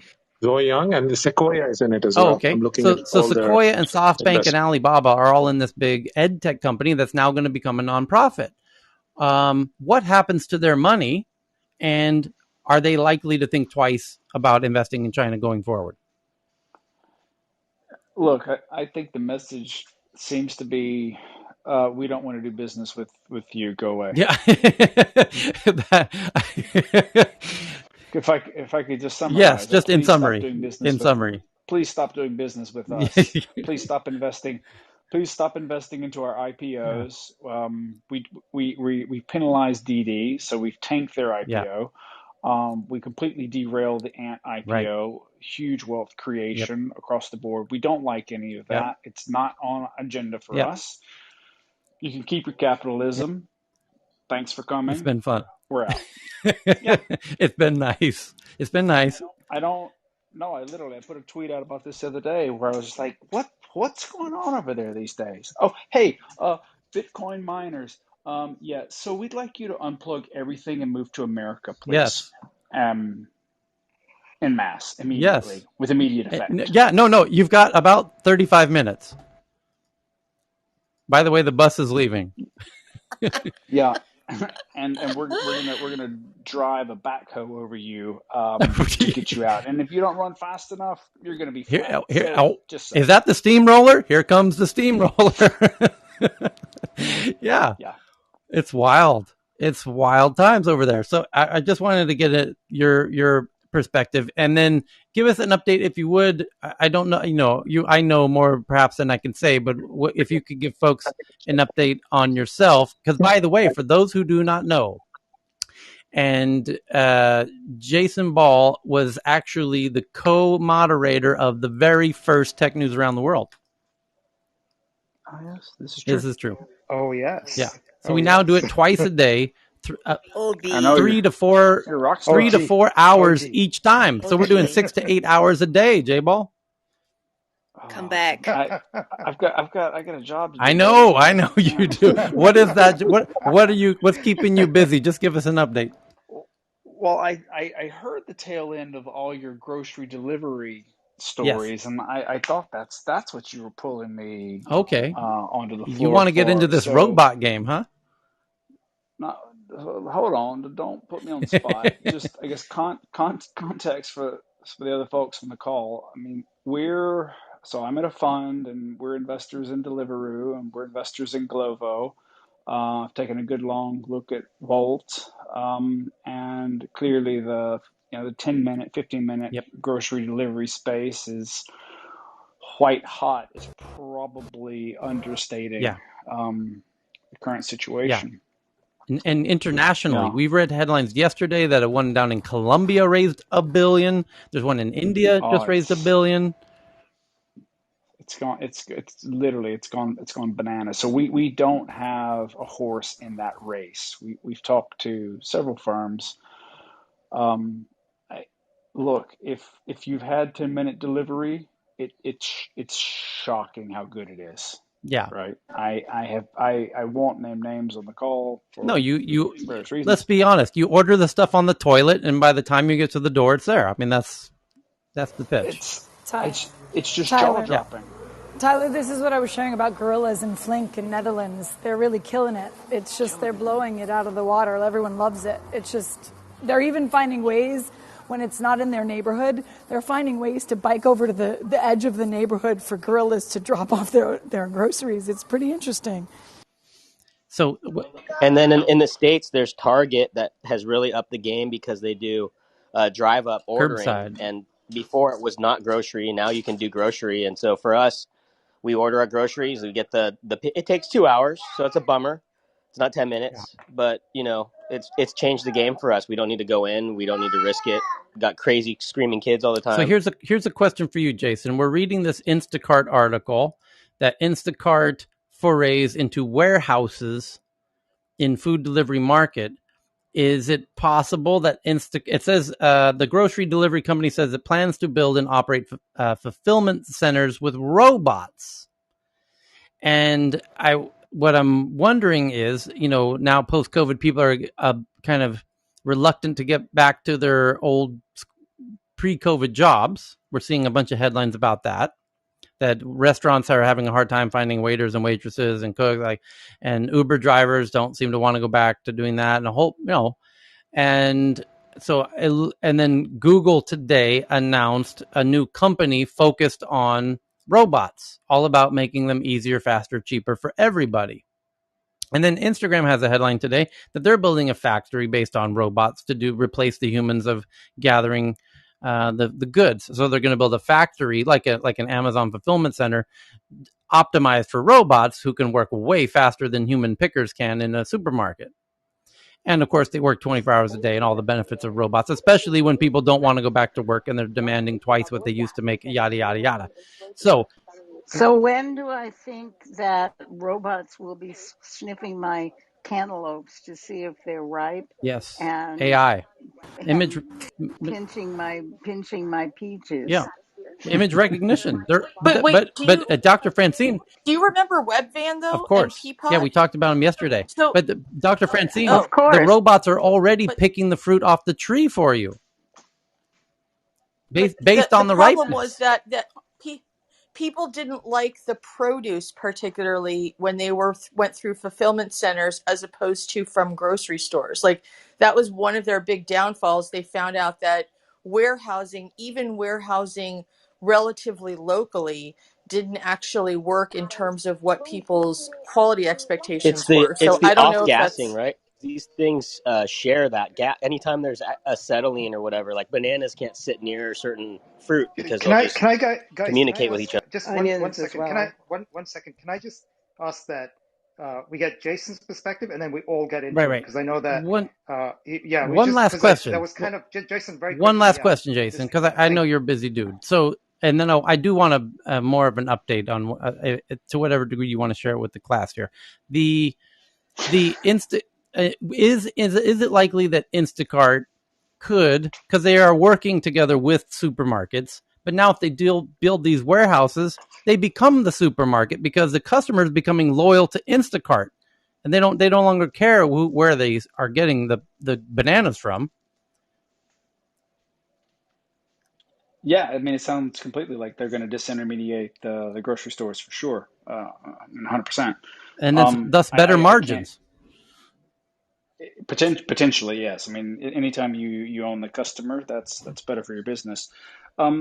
But going back to the robots, etc. I mean, sitting here in London, Ocado was pretty famous for this, right? They've automated their entire warehouse system for the whole pick and pack, and better, faster, cheaper than people.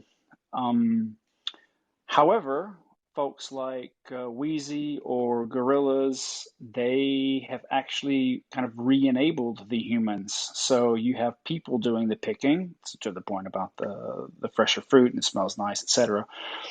I mean, Gorillas, the strawberries that they deliver, they're fantastic, right? So they've gone the other direction. They do have people doing the work. So, and that's nothing super confidential that I've just Okay, shared. so give us, if you would, parting words as to what's keeping you busy these days, and where's the ball rolling? What do you got your eye on?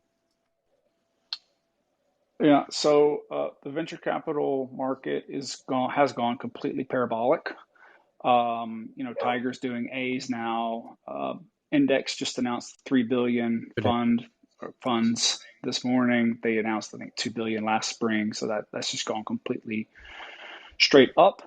And then from a kind of a people perspective, I think of it, probably we've all been wondering, is the COVID, the habits that we've picked up and the shifts that have happened over the past year, are they sticking?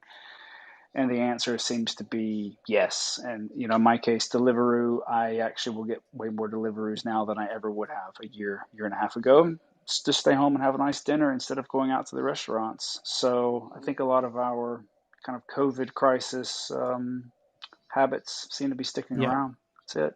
there you go. That's what I There got you to go. say. Thanks for pinging Yeah. me. Thank you for the additional insight. Thank you, Yeah. Jason. Thank you, So, Jason. See you, I guess everybody. it's Thank also you. Go ahead. because Sorry, I Enjoy London. interrupted Alexandra, Thank you. Dr. Francine, everyone else. Sorry. Yeah, go ahead now. I just wanted to so make it's sure. been fun investing in China. It could be the beginning of the end of Western investors in China. That's what I wanted to get down to. But I think a more humane way to do it is for them to switch that to state-owned and at least compensate the investors some money. Yes. Jeremiah's I got his agree with hand you, up. Cheryl. Welcome, Jeremiah. What do you think's going on here? Jeremiah able to join us? There he goes. Hey, sorry, I was doing pull-ups.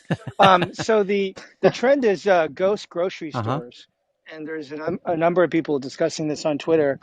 In fact, one of the early Clubhouse users, Kevin Lee, is a founder of Farmstead.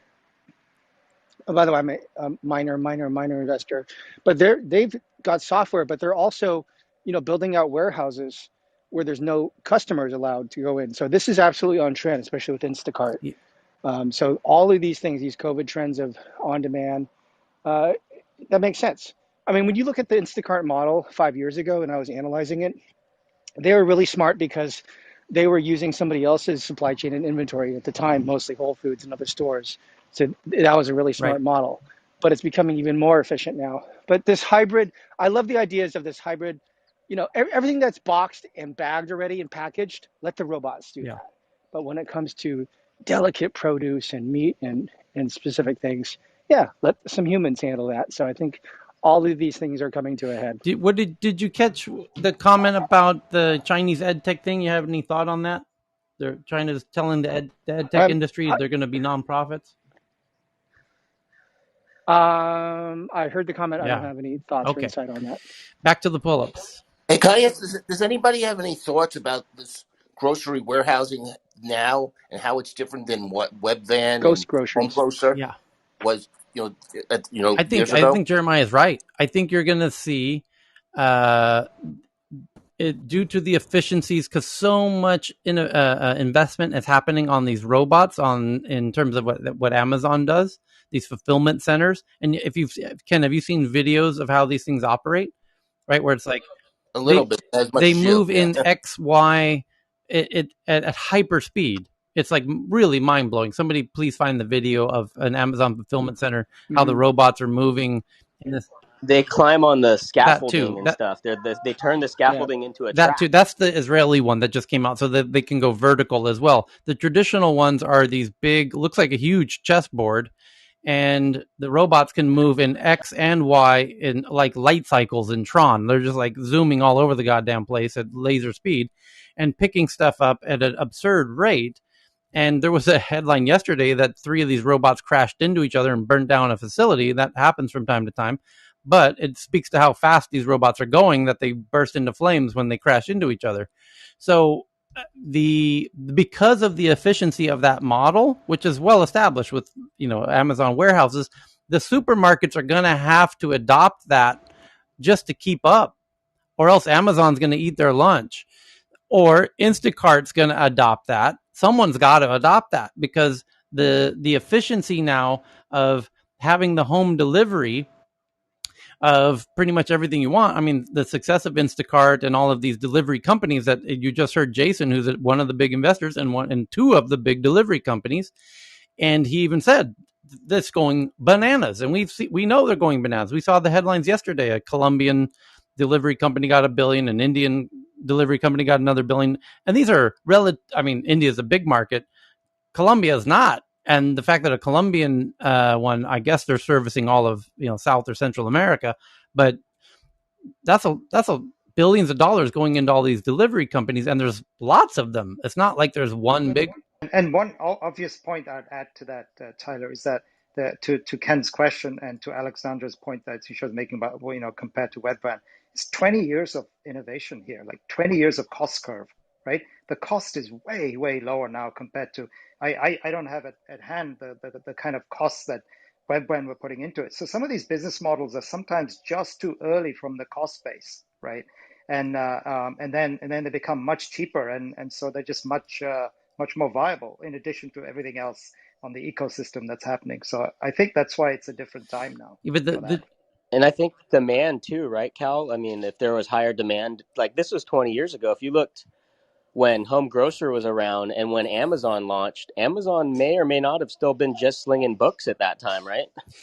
And Yeah. Home Grocer had already kind of tried a multi-state, multi-metro rollout with refrigerated vans and large warehouses and just not enough customers, I But think. you've also got just you have the vending machine phenomena and then the home delivery phenomena.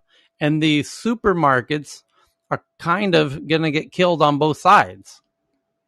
So because the home delivery is going to eat a whole bunch in the form of Instagram. They're losing their customers to Instacart rather. Instacart's taking over their customer relationship and getting their stuff delivered. Like who on stage was it that says they use it all the time? Evan.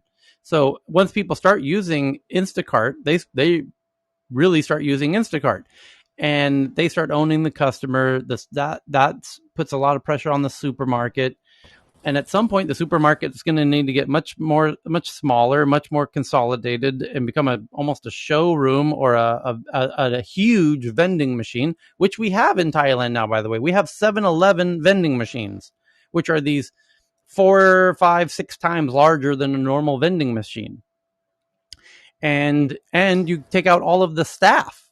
And by the way, they also have these, you could call it a walk-in vending machine, which are these little Amazon Go type fully automated places where there's no staff inside, no cash registers, and they can remove a lot of the stuff that takes up a lot of floor space and condense everything and pack it real tight like a vending machine, and you walk through and you take what you need and you walk out.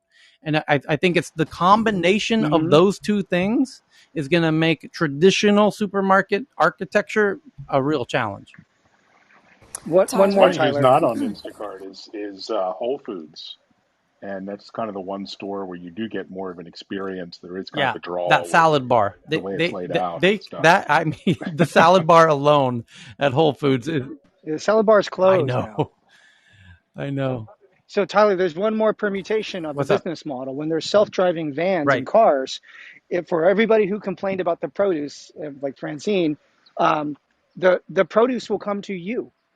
using Oh optical character shit! And recognition you can That's a pick it and great, out on your great, great own. recognition. point. You That's a pick it great point. off in your driveway and you pick whatever you want.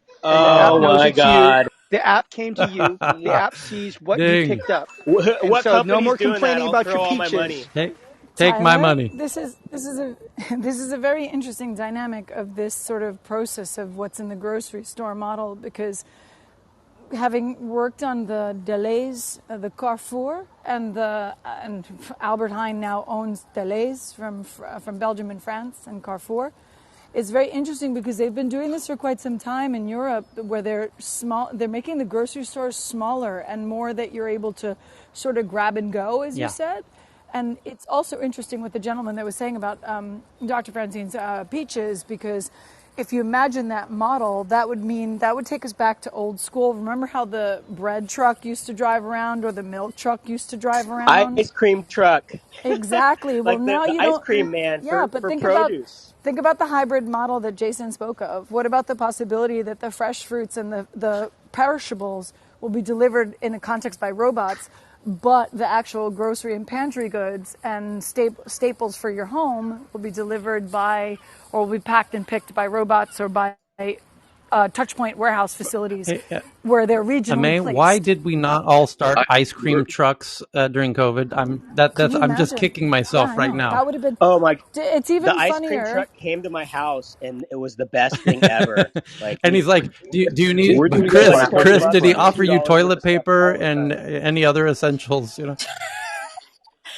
I'm That sure this Tyler, truck sells something else. there is one savings in this as well for the business, actually, which is in the planning and promotion and the strategic planning of the open to buy of what they're doing, because that will allow them to streamline the cost on how much they're buying. It'll lower down their loss, because as a buyer you get a certain amount of money to buy with, and that would allow you to streamline your forecasting. It would streamline a lot, because you could actually use AI to identify your forecasting and your pricing and promotion models, which is pretty badass Yeah. if you think about it, at least from my I perspective have as a I have a forecaster. little To one second, Alex. add I'm going to on, turn it to you in so 1 second. I have a little confession to make.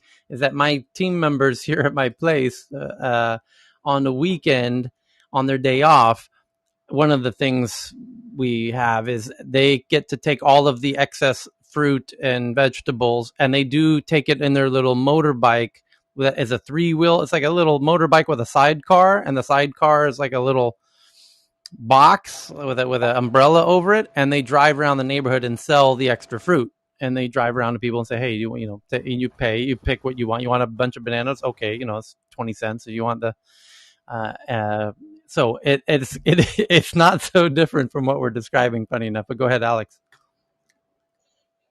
yeah, so we're doing some acquisitions. Sorry, Alex Bishop, somewhere down at the bottom here.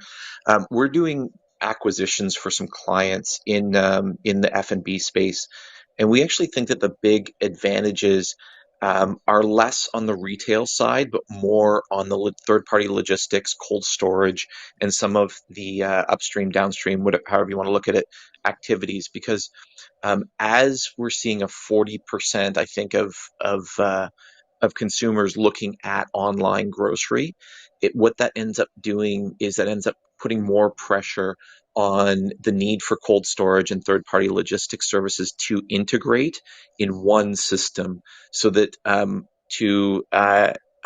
think it's Amy's points on just in time, or in terms of real time forecasting.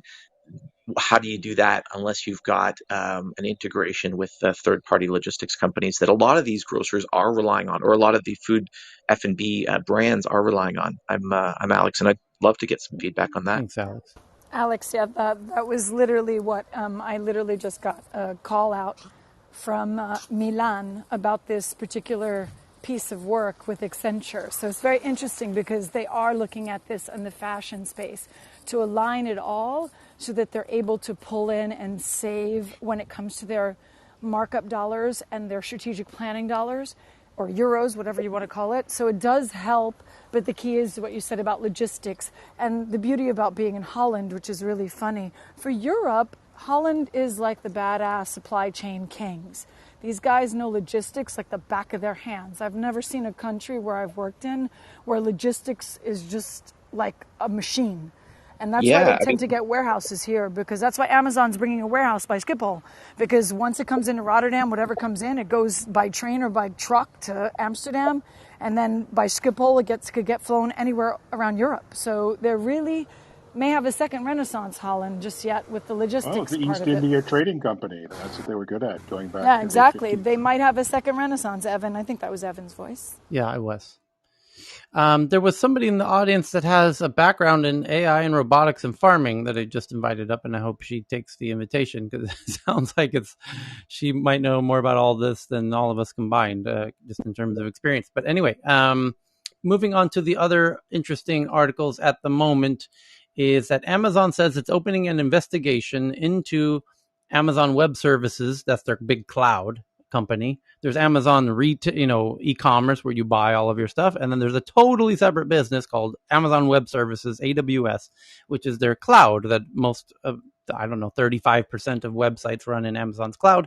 So Amazon says it's opening an investigation into AWS's culture after a popular internal petition criticized it for discrimination against women and others. The probe comes as more than 550 workers in a cloud computing unit supported a petition citing, quote unquote, an underlying culture of systemic discrimination, harassment, bullying, and bias.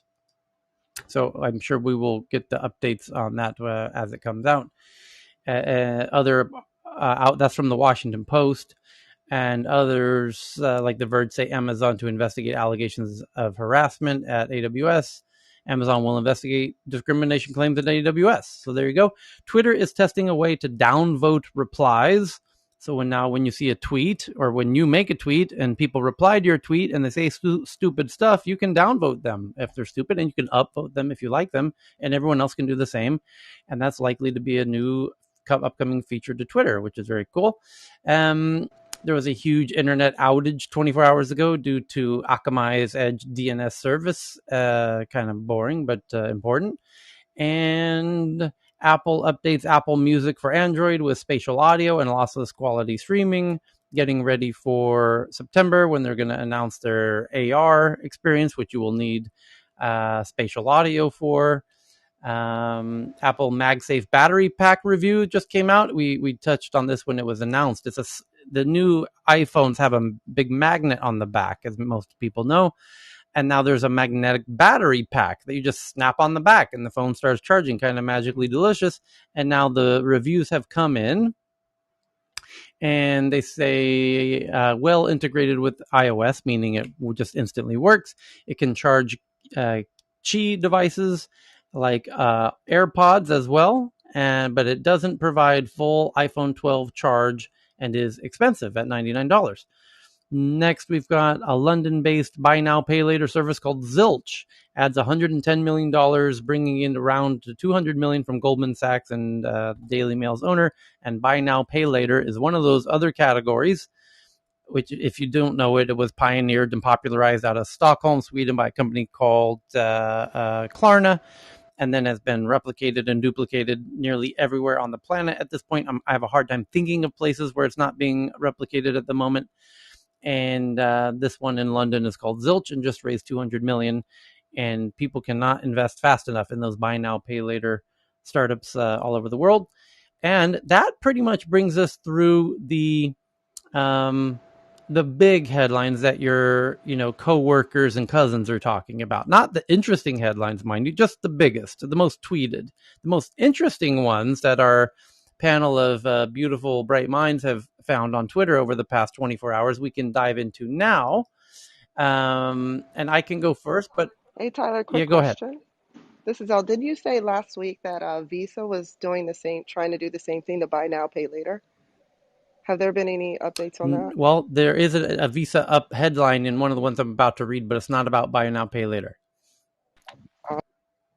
So first headline is just a fun comment on the produce conversation that Francine Hardaway mentioned about her beautiful peaches. And the article is the 10 healthiest fruits and vegetables you can eat. All fruit and vegetables are healthy, but these pack the most nutritious punch per serving. from the Food Network. And I just tweeted that out. Like, we're going to tweet out the next 50, I'm not kidding, 50 headlines that we share are all going to go out to the Tech News Twitter feed at TNATW. You can click on my photo to see the Twitter account.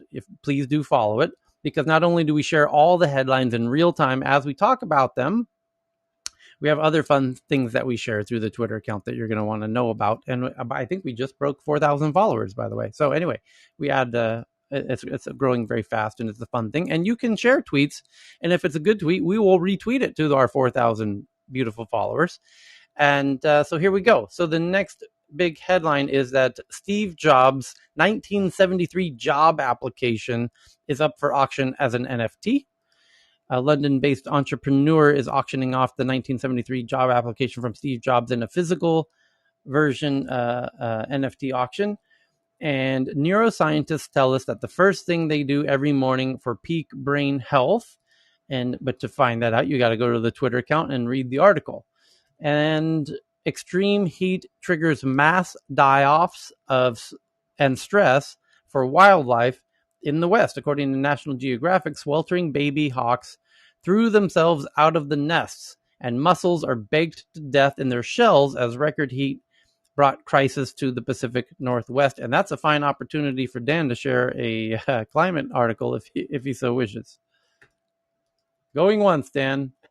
Well, I'll the one, and I didn't tweet it out yet, but it just shows that energy demand is going up so high that coal is growing, that renewables can't keep up with energy demand. So that's increasing coal use, which is really, really, really bad. So the idea is that we're actually supposed to be cutting our energy use, but everybody wants a status quo. Let's just keep living our lives like we always have. And if we do that, we bake in climate impacts that are not going to be pretty. But anyway, that was, I'll get to that and send that out in a bit. So next up, the world's unicorns are now valued at $3 trillion, up by $1 trillion in the past year.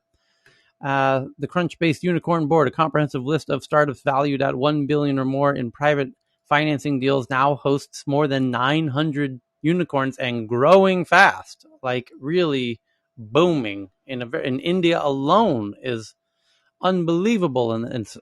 In Stockholm, our little city of 1 million people, we've added about 8 in the last year, or since this only in the first half of 2021. It's incredible how unicorns are popping, and the next article confirms that. It says emerging unicorns surged 491% in Q2, despite the economic impact resulting from the coronavirus pandemic. The number of companies attaining unicorn status or billion-dollar valuation has surged 491%. And it's actually because of the pandemic that tech is booming. Like the grocery delivery companies are booming, robotics booming, AI booming. All of these things that are enabling our now the lives that we now live during and post COVID are booming, and a lot of them are tech. Facebook content moderators are not booming. They are humans, and they are one of the most challenged jobs due to the pandemic, because it's two parts actually. When in Facebook, I don't know if you know this, they've got like 3 billion users, and believe it or not, some of those users are idiots. And you may have even seen some of these people. You might even know some. And these idiots say really awful things on Facebook, like really terrible things that hopefully you've never had to see. But if you did see it, you would flag it. And when you flag it, that sends it to an algorithm. And then the algorithm will remove it or send it off to a human to make a more human-like decision about it. And those humans are called content moderators. And that's not a fun job at all. That's like, in fact, probably one of the worst jobs on the planet. And that's why the Facebook content moderators demand better working conditions, is the headline from Daily Mail. Facebook content moderators are demanding that the social media giant end what they call a culture of fear and secrecy, because what they're referring to is these moderators are not allowed to tell anybody what they're seeing. And what they're seeing are the worst content you can imagine. And content worse than you can imagine. And they're seeing it every 20 minutes. for days and weeks and months and years on end, and it's having psychological impacts, and it's becoming an issue. And so, I mean, let's hope it gets replaced. That's one job that we hope that algorithms can replace, actually, because the humans are But that's kind of sad. I mean, you're looking at the underbelly of human yeah. behavior. I mean, like you're looking at human behavior at its worst every day, and oh And gosh, yeah, but thinking about it, that's just going to be. yeah, it's not fun. But the headline is Facebook content moderators demand better working conditions and no NDAs, meaning non-disclosure agreements, which means the non-disclosure agreement says you're not allowed to tell anybody what you saw at work, and they don't like that. They want to be able to talk about what they saw. And Facebook's response is, understandably, well, we do make mental health experts available for you to talk to. And they're like, no, I want to talk to, my friends and my family and whoever, And the problem is, well, that's content that Facebook doesn't want anyone other than Facebook employees to know about or be subjected to, or have privy to or have access to or whatnot. So it's a tricky one, and it's certainly one area that we hope the algorithms will replace before long.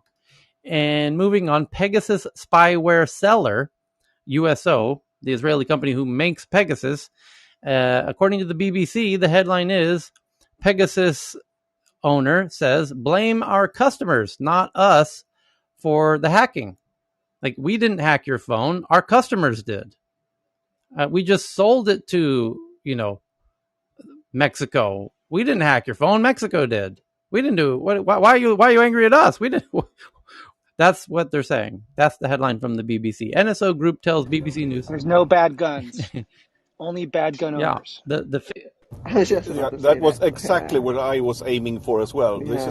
This is not a bad gun. This is a bad gun owner. It was exactly what I was aiming for.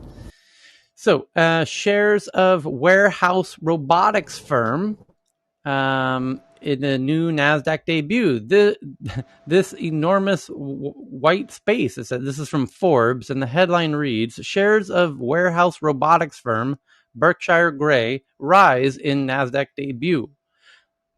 There's this enormous white space, according to the CEO. That's in the headline. Industrial robots that can help retailers process orders ever faster are really hot these days, is the headline from Forbes. Oh, wow. Who would have thought? I wonder if we were just talking about that for the past hour. Indeed, we were. And it's hot. It is hot. And it's going to get hotter because the humans don't want to do those jobs no more. And now robots are going to do them. And it's already happening in Scandinavia, where a McDonald's is run by 3 people.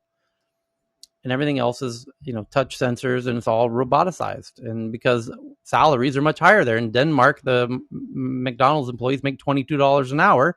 And now you know why it's run by robots. So it's coming everywhere quickly.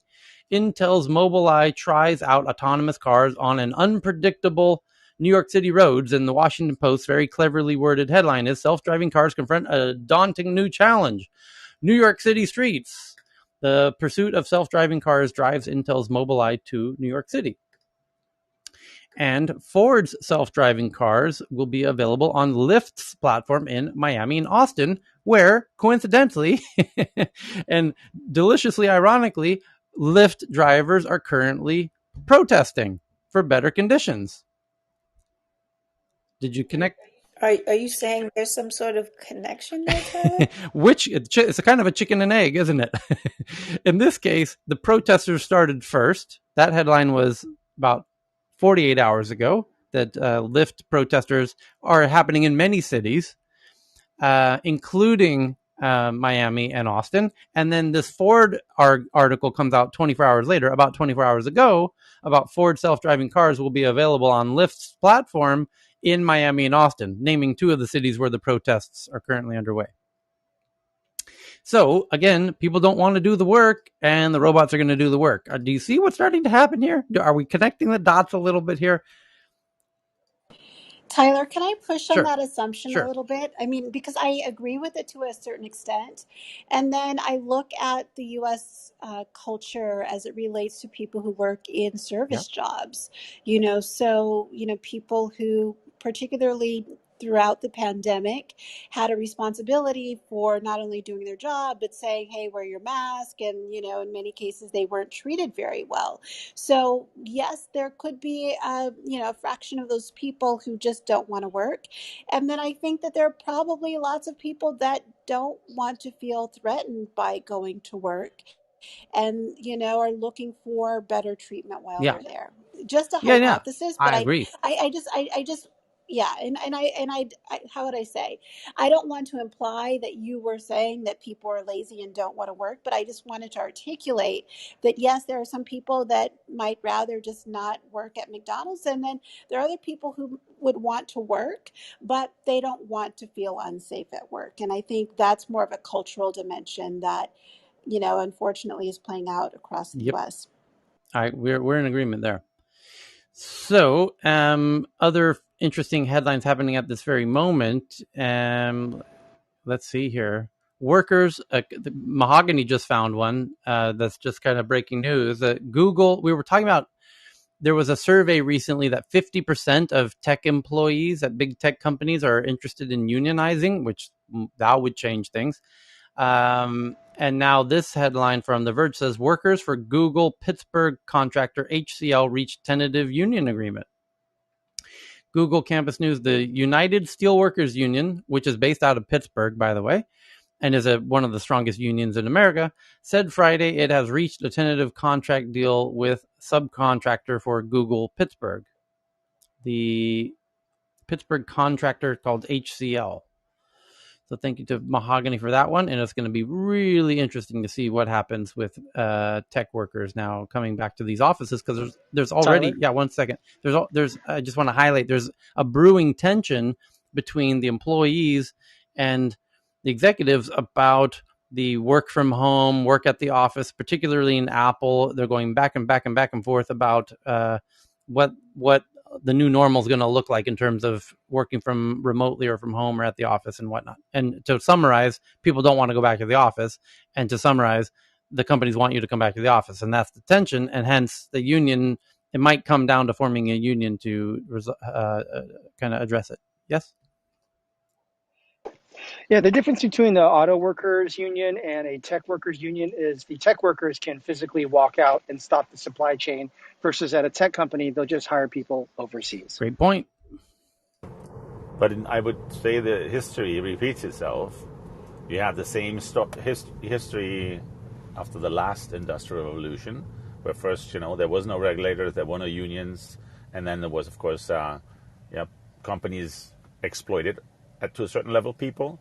And now you have the same on the tech side. There weren't really any unions. This is all startups, new fields. Now you have the big techs, and it's kind of normal that this is kicking in over time. Okay. Other fantastic articles happen at the moment. And by the way, Todd, thank you for finding the video of inside the warehouses where thousands of robots are just zipping around in a grid in a mind-blowing way. And once you see this video, you'll understand why supermarkets are fucked. Because a warehouse replaced with these robots zipping around in the video that I just tweeted out to the Tech News Twitter account at TNATW from Todd McLeese. It's a video, as a YouTube video, and the title is "Inside a Warehouse Where Thousands of Robots Zooming Around a Grid System to Pick Groceries." And then Tyler, quick question here to you. How would you see things? Now we've seen Amazon kicking in and basically killing retail. Now you have this Facebook move going basically to support small retail, but of course logistics is still a problem. Does that mean actually that this is a model which might actually also, in a sense, support in a distributed way of smaller and retail, rather than having the big the stores with large, the big Walmarts killing others? What do you think where the trend might go? Because I think it's simple. I think the trend is you're either going to order from the comfort of your toilet with your phone, or it'll be the little cute walk-in.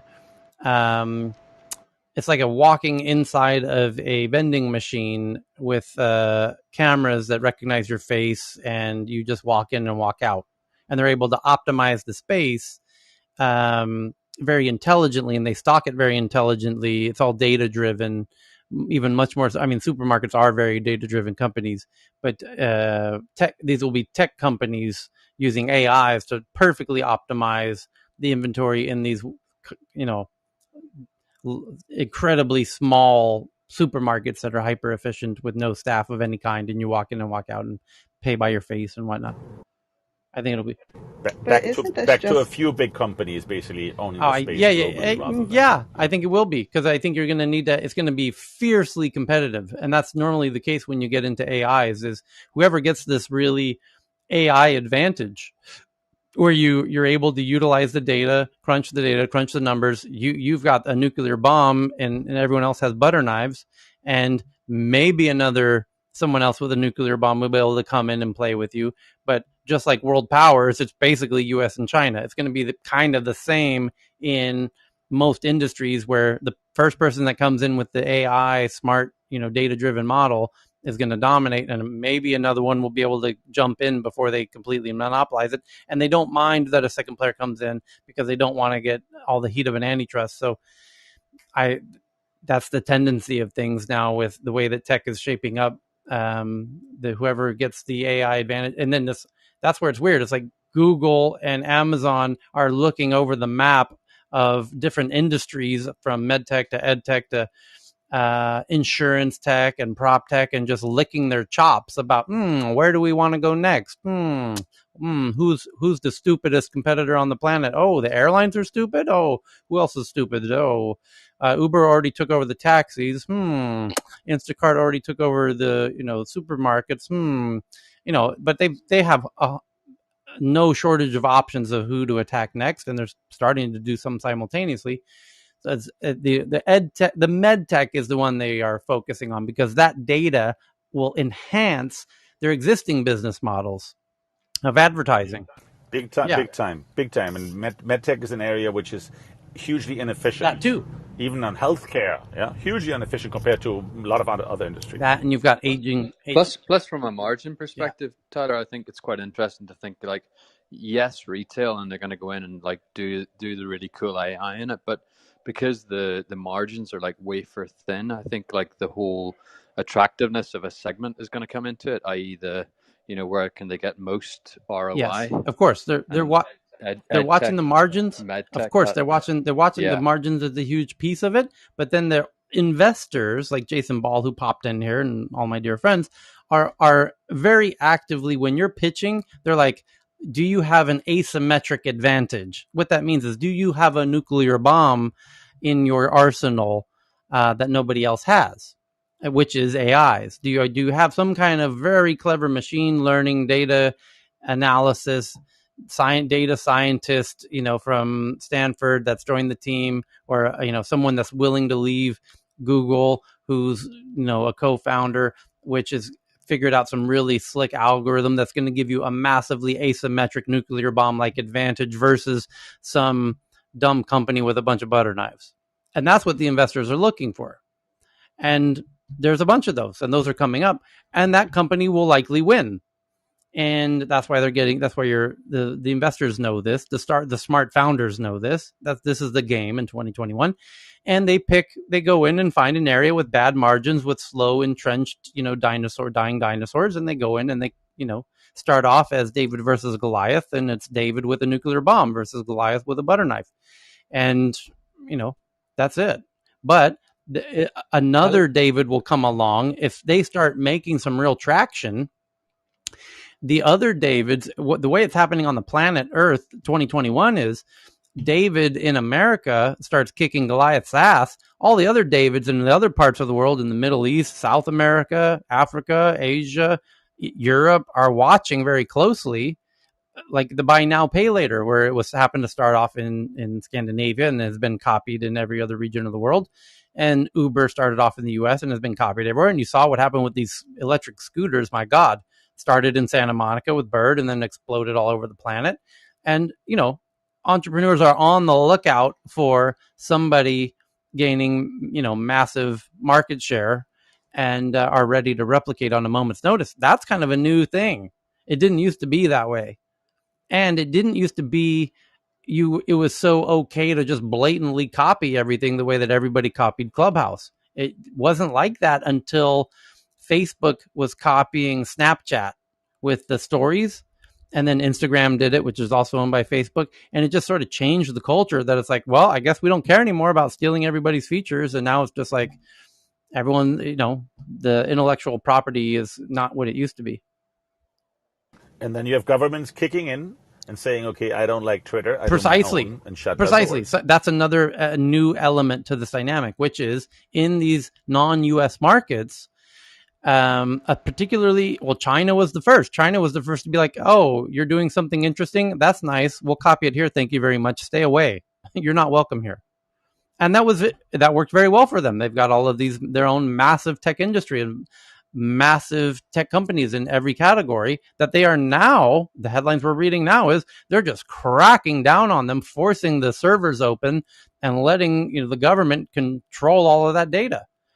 And then in India, you've got a bit something different where they welcome the US companies if they grow into India, but not really, because the local power players like Reliance, are whispering in the ears of the government of like, we don't, let's not make it so easy. We don't need to roll out the red carpet for these companies. We could do it ourselves domestically. And they did kick out the Chinese apps who were really making incredible progress in India. And now India's replaced them with their own domestic apps. And that's why they're having a unicorn boom of their own domestic companies at the moment. And then other countries are noticing that and being like, shit, India managed to kick out a whole bunch of non-domestic kind of foreign apps and replace them with domestic new unicorns. We want some of that. And that's 2021. So it's partly, go, if you are going to replicate a booming startup, do it in a country where you can be friendly with, the powers that be in that territory, because it's going to get a little bit balkanized, it's going to get a little bit nationalized, because the countries, especially the bigger markets like India, I'm trying to think of what, Germany's, by the way, done this quite a lot. Germany's always been an interesting, a little bit isolated because of the language. They've companies have always delayed going into Germany. The Germany companies have always delayed going out because it's a big enough market that they don't need to focus on the other markets. France as well. The French startups generally don't need to grow outside of France because they can become unicorns inside of France. The Swedes don't do that. Stockholm's 1 million people. It's a beta test. If it works there, they go immediately to America, like Spotify did, like Candy Crush did, like Minecraft did. So yes. So Tyler, what do you think? What do you think, for example, in the same sense, Trump wanted to shut down TikTok in the U.S. Yeah, coulda, shoulda, woulda. I don't know if they will. Is it right? Is it right to do so, or should the U.S. not just basically retaliate? You're not allowed to have an American company in China, so why are we allowing Chinese apps in America? Would be the first question I get that many people ask. Yep. And Tyler, can I say something? So we're just going to go tit for tat pretty No, much. it's not that. It's the concern that they're using the data in ways that we don't want them to use it, which is why they just told Elon Musk to turn off the cameras on the Teslas that are driving around China, because they don't want them using that data. And we don't. No, I get that. Everybody wants our data, but to have so to push Chinese companies out of the US, I mean, I would see that it would happen in China as well. So that's why I said the tit for tat, because they're all trying to get our data. I mean, pretty much. It's there's a difference though, which is they're both snakes. Yeah, they're both snakes. The US but is just Spotify is not giving your data to the Swedish government. And TikTok and the Chinese government there's Chinese government officials who work, and they have their own office inside of TikTok's building. No, that's true, but I know in the US, just because of what I do, agencies can get access to some of our data depending if something happens. So it's kind of the same thing, just different, different flavor. Yeah, but that's a nice recap of 2021. So the next big headlines at the moment is we talked about the Google campus news about the United Steelworkers Union, and Jeremiah had the great point, which is if they unionize, they might be shown the bus, because it's a big world of geeks out there to hire from, and it's that's going to be really interesting to see if they pull a Walmart, because when the first Walmart became unionized, they shut it down within a few hours, and they told everyone, it's been nice, you no longer work here. And that building that we built, oh yeah, never mind about that building. We'll burn it to the ground tomorrow. Have fun, go find a new job. So I wonder if that could happen to the tech employees. They might be shown the door if they, oh, you unionize, that's great. Now you don't, we're not negotiating, you're done, goodbye. There's plenty of people to hire. The last time we discussed this, Tyler, I thought it was really interesting whenever we discussed those that were kind of the first movers on it, and said, and led and said, you can work from anywhere, like in the consultancy frame like Deloitte.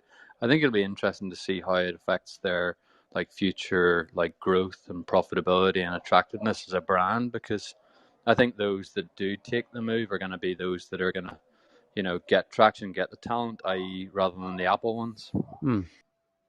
So yeah, Evan just found an article from The Verge about Facebook brings cloud gaming to Apple devices with a web app, which is a clever way to do it. So you don't have to go through the store. And you're going to start seeing a lot more of that. Apple's policy to allow cloud games on the App Store doesn't allow for much at all.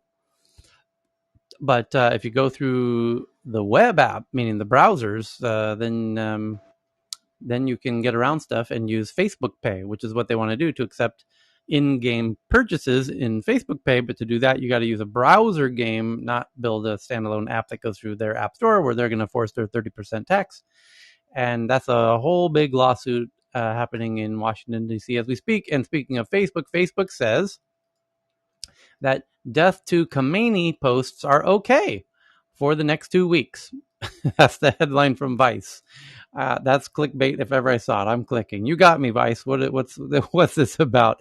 After the company took down several posts on Instagram that included the popular protest chant against Iran's ruler, the company made a temporary exception to its own policies. Facebook had told Iranian activists that it would allow people to post the words "Death to Khamenei," which is the ruler of Iran, or feature a video of people saying or chanting this phrase for a limited 2-week period of time, in a bizarre choice that highlights Facebook's power and often confusing content moderation rules. In the last few days, Iranians in the southwest region of in the southwest of Iran have been taken to the streets over water shortages, sparking anti-government protests in Tehran, fueled also by a fifth wave of COVID-19 and economic struggles due to American sanctions. Iran's government, as many times before, has responded with violence, leaving several people dead. Iranians have been turning to social media platforms like Instagram to document the unrest. But some popular Instagram accounts, such as a group that calls itself 1,500 Images, after the death toll in 2019 protests, have had some of their posts containing videos of the recent protests taken down, not by Iran's regime, but by Instagram's content moderators. A group of internet censorship researchers and activists has flagged these takedowns to Instagram, which is owned by Facebook. The company's response was that the posts were correctly removed because they contained calls for death to Khamenei, the country's ruler, Ali Khamenei. Such chants, the company argued in an email viewed by Motherboard, violated Facebook's community standards around incitements to violence. Makes sense. A death to Khamenei chant is an extremely common way to show discontent with Iran's regime, especially at a protest, according to Masa Ali Maradani, a researcher and expert on citizenship or censorship in Iran, working with Article 19, a nonprofit that focuses on freedom of expression around the world, and one of the activists who had their post taken down. In Iran's context, it's more akin to chanting something like "fuck Trump." So it's not an actual call to kill Khamenei. We're just saying death to Khamenei. It's not an actual call to kill him. We're just saying death to Khamenei. It's not, it's cultural context. So, not to be taken literal. Right. It's just what we say. It's one of it's like, what's up, bro? It's like death to Khamenei. You know what I mean? It's like, how you doing? death to Khomeini. It's just like a casual thing we just say to each other, So after the activist complaints, Facebook changed its stance. Oh, now we understand the cultural context. We see it's like a what's up, death to Khomeini. We recognize that in the current context of protests against water shortages, Khomeini is being used largely as a stand-in for the Iranian regime in these standards, rather than as a direct threat or a call to violence against him as an individual, a company representative told activists in an email. So you're all good. You got 2 weeks. Death to Khomeini all you want. Yeah, contextual. That's awesome. Okay, so next one. Leaks suggest that Samsung's new foldables could be priced closer to a standard phone. And what you have to see this device to know what we're talking about. It looks like an iPhone, and then you open it like a book, and now it's a double-sized iPhone. Bada boom, bada bing. Now you got yourself a little tablet, and then you can fold it closed like a book. It's called the Z Flip 3 and the Zip Fold. You got to see this thing. It's kind of wild. And it'll be priced like a standard phone. Got to love it. Google Campus News again. We got that one already. Google and Samsung are teaming up to resurrect the struggling Wear OS. Samsung is ditching Tizen watches and bringing its Exynos to Wear OS platform, and Google will start Wear OS development again because the Apple Watch is kicking their ass tremendously.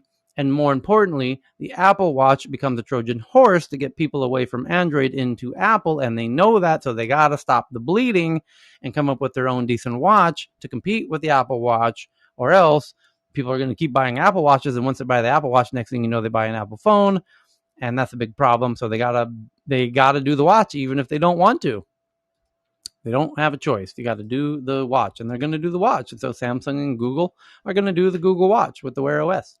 Sequoia, hanging out in the audience, tweeted this one in. Here is a return to the past leading to the future. Local food security and affordable housing in the heart of Silicon Valley. Urban farm housing project moves forward in Santa Clara, which is kind of the heart of Silicon Valley, actually. And San Jose Spotlight, an innovative housing project in Santa Clara that will feature a large urban farm. There you go. We did it, everybody. We figured it out. We got to build farms next to where we live. Holy shit. You freaking geniuses in Silicon Valley figured it out. You actually got to grow food where you live. It actually was that simple as anybody in Southeast Asia could have told you. You did it.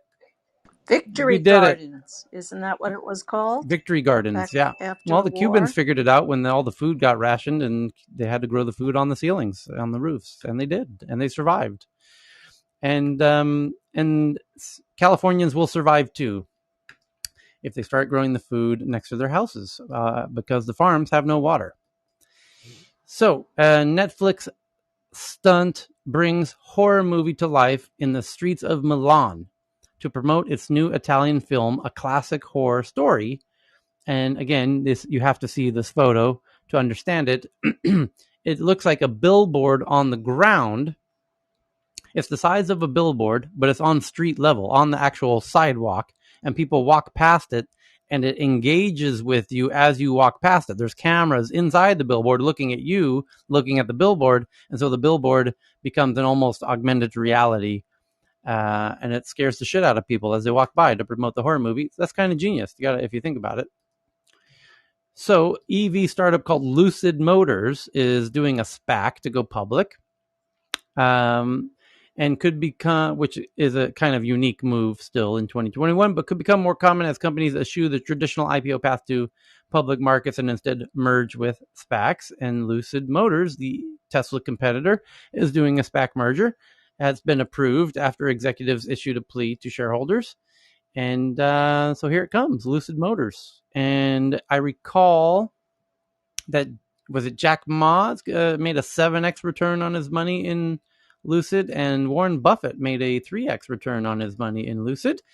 And then Dr. Fran kindly sent in an article about sysadmin handbook for Pegasus has leaked, ?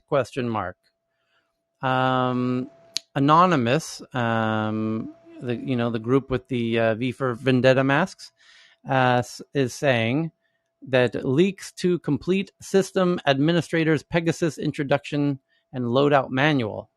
The Pegasus Project Handbook, understand how spyware, which is haunting the world, is installed, configured, etc. There's an English version and whatnot, and I just tweeted that out, and thank you to Dr. Fran for that one.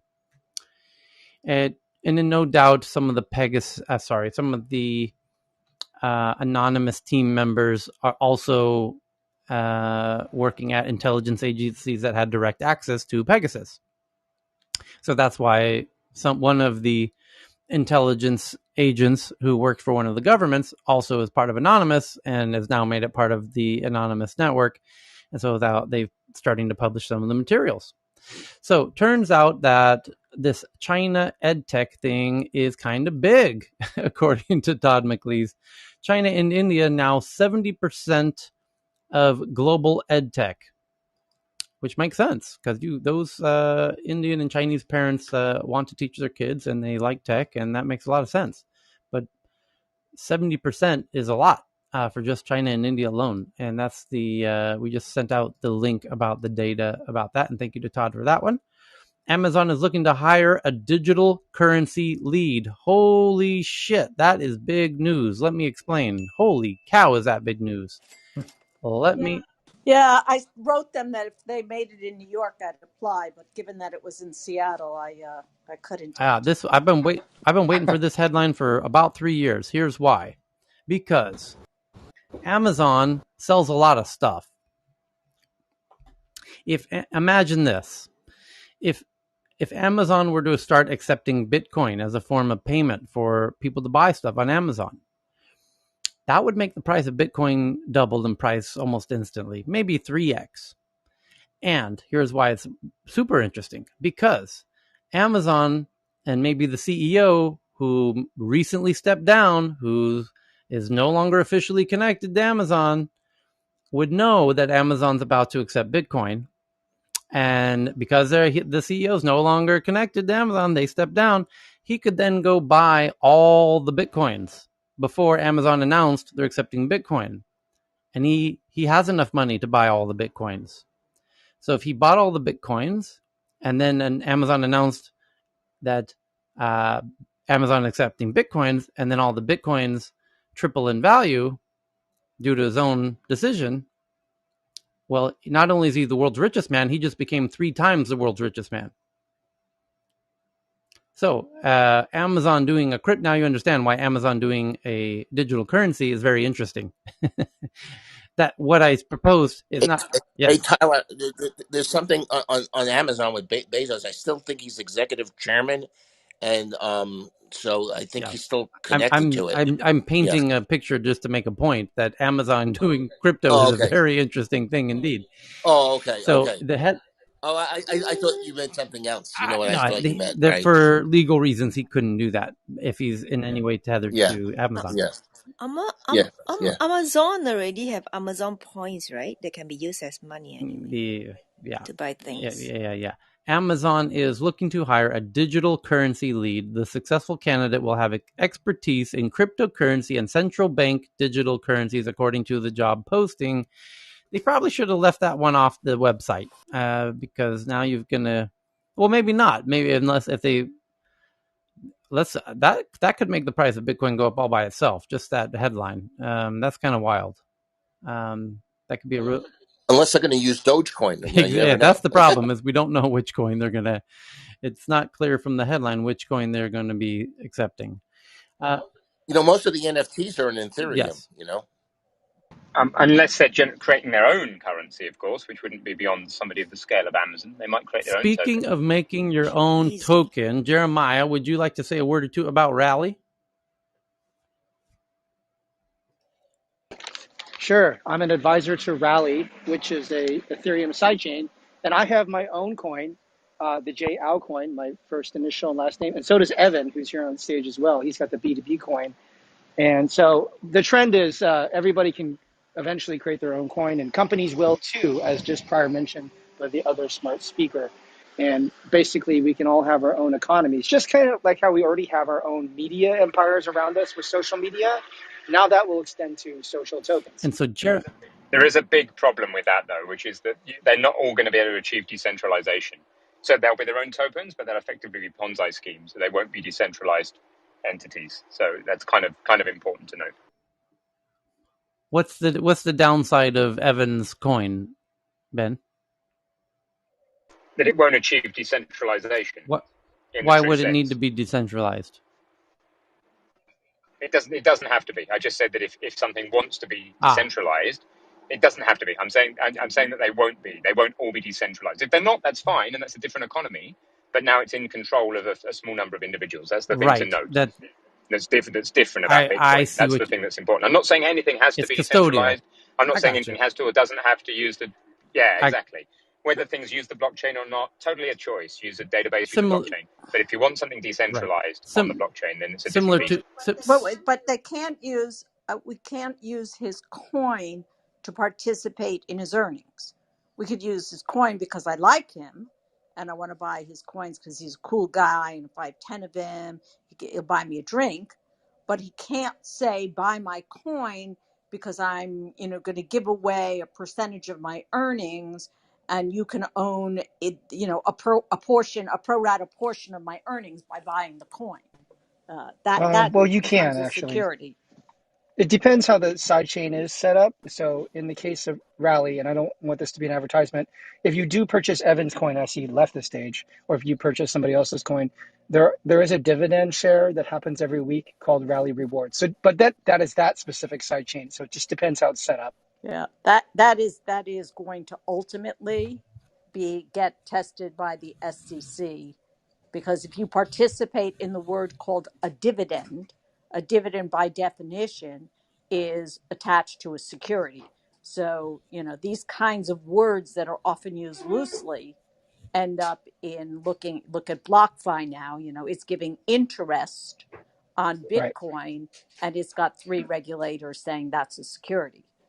For sure, the governments of every nation are examining this, as well as other digital technologies. They have no choice. Yeah, absolutely. Couldn't you just get around the words dividend and interest by using the term payment in kind? It also behooves anybody following the scheme carefully.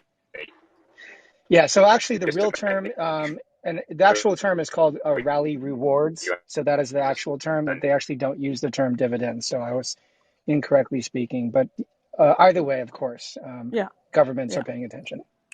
So GM recalls all-electric Chevy Bolt for a second time. Wow. Ouch. Due to fire risk. And we were talking about this the other day, were we not? That they're now telling people don't drive under bridges and tunnels for fear that it could explode. They're even telling people to park them outside so you don't park them in your house and blow up your house. Quite a not very comforting. Let's put it that way. Climate study finds if the world meets the climate goals, not only could we stave off the worst effects of climate change and keep warming below 2 degrees C, we could add 8 million energy sector jobs by 2050. And the headline from Fast Company is want to create 8 million new energy jobs, meet climate targets. A new study shows that an energy industry that meets the goals of the Paris Agreement would add 8 million jobs. Senators target Section 230 fight. COVID-19 vaccination misinformation was the biggest headline of the day, so we covered that. And David Craze sent in one about researchers. In a proof of concept, researchers reported they could embed malware in up to half of an AI's model's nodes and still obtain very high accuracy, and which is an interesting article from Vice that I'm tweeting out to the Tech News Twitter account at TNATW. That malware can be hidden inside AI's neurons and still work fairly well. And Japan just doubled the world's record for the fastest internet speed. And from Hindustan Times, Vinay, you sent this one in about this concept of right to be forgotten. A reality show winner in India is begging to be forgotten. His name is Ashutosh. His plea argues that whenever his name is searched on the internet, photos relating to his past life are showing on various search engines. and he would like to invoke his right to be forgotten, which I think some country passed. I think France. Yeah, France has it, and a lot of the European countries have it. And California also has put something in under the California Consumer Protection Act.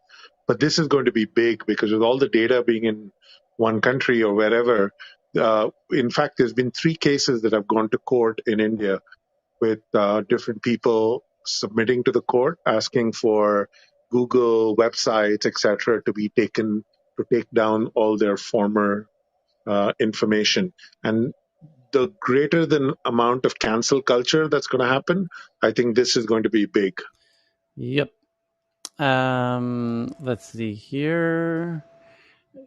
Bunch of good articles everyone's tweeting in. Jesus. Can I throw one more in? This is a cool one. It's this 202nd birthday of Eunice Foote, who actually discovered the greenhouse effect 3 years before John Tyndall, who is known for discovering the greenhouse effect in 1800s. And because she was a woman, she couldn't present her findings at a scientific conference. There was a guy had to come up and to talk about it. And so she was lost to history, but just was rediscovered a while ago that it was actually her who discovered the greenhouse effect, again, a few years before the person who's given credit for it. And so it's kind of just a cool story. Okay.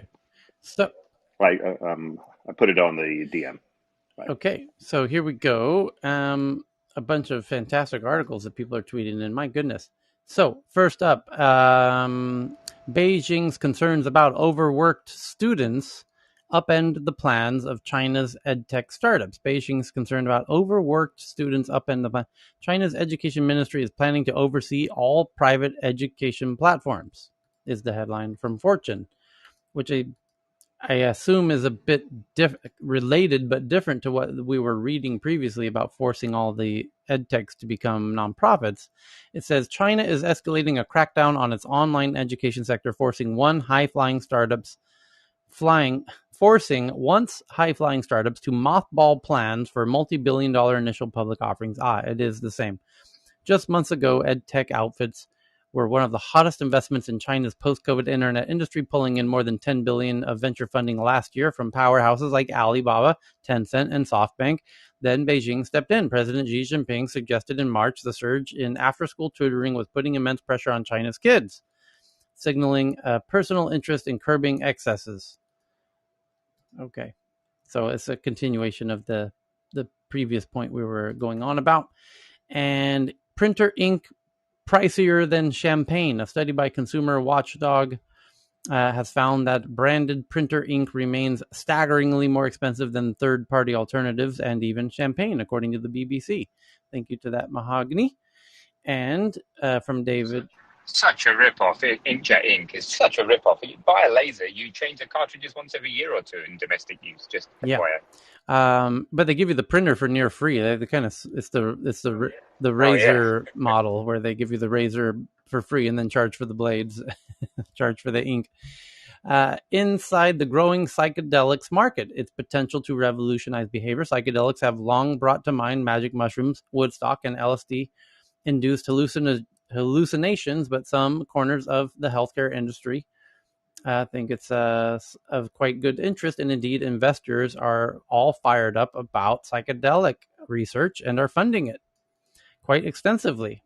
The psychedelic wellness industry has been bolstered in part by behavioral health clinicians and patients becoming more willing to try alternative treatments, including microdoses of drugs such as ketamine, LSD, MDMA, and psilocybin. And I would add, the article continues. The space is also likely to get a lift from the pandemic, which has caused stress, anxiety, and depression to become more prevalent and severe, consequently leading to an uptick in demand for behavioral health science services. Due to those factors, the global psychedelic drug market is expected to grow to over $69 billion by 2026. I predict it will be far more than that, because investors are going down to Peru and having shaman psychedelic ayahuasca experiences and then come back and want to fund psychedelic startups. And so there's going to be plenty of money for startups who do that. And so startups will do that. And there's going to be a lot of psychedelic research going on. So thank you for that article. And then, Evan, you found this one about a normal touchscreens can also detect contaminated water. That ring a bell? Oh, he jumped out. Sorry. But normal touchscreens can detect contaminated water. Yeah. If you put the phone. I came across that one also. It's we take for granted that in the developed world that's maybe not an issue, but with mobile devices being very ubiquitous in the developing countries, it's a way to help with water safety. Yeah. And it's good to know. So we've got, oh my God, an endless stream of headlines. As fast as I read these, every one I read, I get 3 more good ones coming in. We were talking about Pegasus, and Macron was listed as one of the targets by Pegasus, and now Macron changes his phone after being targeted by Pegasus spyware, is the headline. Changed his phone and number after reports that he was among the 50,000 targets of the Pegasus spyware made in Israel. Thank you for that. New phone, who dis? NHS shares English hospital data with dozens of companies, according to the Financial Times. FT analysis finds more than 40 groups, including major pharmaceutical companies, have accessed patient data sets. They're not only are they sharing that data, they're selling that data, by the way. They're not stupid. They know. SEC commissioner concerned about the U.S. lagging behind global Bitcoin ETFs. The SEC commissioner also mentioned her concern that the U.S. regulators could be overstepping their remit by forcing the local crypto industry to play ... I have to read the article, but I imagine, Donna, you probably know something about this. Yeah, as we know, Commissioner Pierce is often very vocal and taking opposing views than the chairman might, and she has been quite critical of the SEC's not approving ETFs, and has written dissent opinions along the way when they postpone or otherwise on Bitcoin ETFs. She also has proposed a regulatory framework, which is now in 2.0. She cleverly posted on GitHub so everybody in the industry could make comments. So, yes, she is an advocate, not necessarily a Bitcoin. She's a libertarian, but she's not necessarily an advocate, but she is one to say there should be comprehensive, smart regulation as well as do your job. Thank you for that. To the other commissioners. And I was just talking about psychedelic startups, and Peter Thiel is one of the biggest investors in tech, the first investor in Facebook.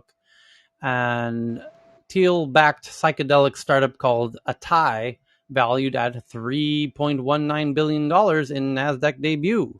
Shares of Atai Life, backed by billionaire investor Peter Thiel, surged 40% in their U.S. stock market debut today, giving the German psychedelic startup a market cap of $3.19 billion. There you go. Told you so. Outbreaks of drug-resistant superbug fungus spread in 2 U.S. cities. Good times. Found in hospitals and long-term care facilities, the cases indicate what may be the first known transmissions in the U.S. of a new drug-resistant superbug fungus. Good times. Superbug fungus, everybody. We've used way too many antibiotics, and now they've become resistant to drugs, and now we're screwed. And this has been predicted for a long time. And oh boy, this is going to get gnarly. Thank you for that one, BB. Tumblr users lash out against its new beta subscription feature that we revealed here about 24 hours ago. They called it Tumblr Plus, if I recall correctly, Mahogany. It was only 24 hours ago. Yeah. Plus. And Tumblr's following Twitter with their super followers so that Tumblr creators can charge money to exclusive content. And now Tumblr users are lashing out against the new beta subscription feature. Tumblr is my favorite social media site because the place is literally uninhabitable for celebrities. No verification system, no algorithm that boosts their posts. And the Tumblr community often refers to itself as the wild, wild west of the internet, and they're not wrong. And the problem is, as I predicted, Tumblr is full of porn. And those porn stars are now going to start paywalling their porn. And now you know why Tumblr users lash out against the new beta subscription of allowing the creators to charge money for their content. What they're really angry at is people paywalling their content, just like I get angry when the New York Times has paywalls on their articles or Bloomberg or whatever. And now Twitter users are going to experience the same thing, that their favorite Twitter accounts are going to be paywalling their best content. Tumblr creators are going to start paywalling their best content. The platform loves it. The creator loves it. The users hate it. There you go. Make your own platform. Make a free platform. Run on ads. But what are you going to do? The creators love it and the platform love it. What are you going to do? You don't have a choice. So, California bill would protect our medical data from big tech. According to the LA Times, this California bill would protect our medical data from big tech. Assemblyman Ed Chow, the Democrat from Arcadia, is trying to pass legislation that would require tech companies to get our permission before accessing our health data. Well, they do. They make us press a little button that says, I agree, and we agree to it. And they take that data. But maybe he's got something else in mind. God bless him. We need to do something, because otherwise we're all going to click agree and give away our DNA and make clones of ourselves. And that Twitter are going to, Google is going to employ our genetic clones in their future factories. So fans condemn Whitney Houston hologram concert in Las Vegas. Let her rest in peace, they shout. Oh my. Oh, Ken, you're in Tyler, Vegas, Ken. What can I happened? make one point on Yeah. the I want to make one point on the Whitney Houston thing, because I wanted to do it earlier at the other meeting. But anyway, for those of you, because I know we have a lot of Europeans here, there is because I know we had a lot of Whitney Houston fans on this thing. There is a singer named Glennis Grace in the Netherlands she's almost like a replica, a live replica of Whitney Houston. She sounds just like her, and she does, like, Whitney Houston impression concerts. And she actually was a finalist on America's Got Talent. But I just wanted to point it out because I know she's in the Netherlands. I know we have a lot of Europeans, and she does concerts there. Thanks for that. And so here we go. My God, you guys are sending in some fantastic articles today. Holy cow. So a drone with an IED was shot down in Jammu, which is kind of on the conflict area between Pakistan and India, where there is an Indian Air Force base that was blown up by some drones about 2 weeks ago. And now a drone has been shot down. The tying material used resembles the ones found in the payloads dropped that blew up the buildings previously. And on June 27th, that left 2 Indian Air Force personnel injured. So what's been happening is there's an Indian Air Force base in a city called Jammu on the border of Pakistan, and 2 drones dropped some explosives and blew up a building and hurt some people.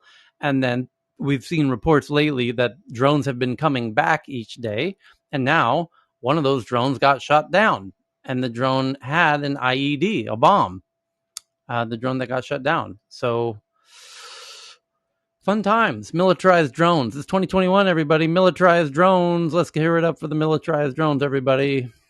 So Mark Zuckerberg is betting Facebook's future on the metaverse.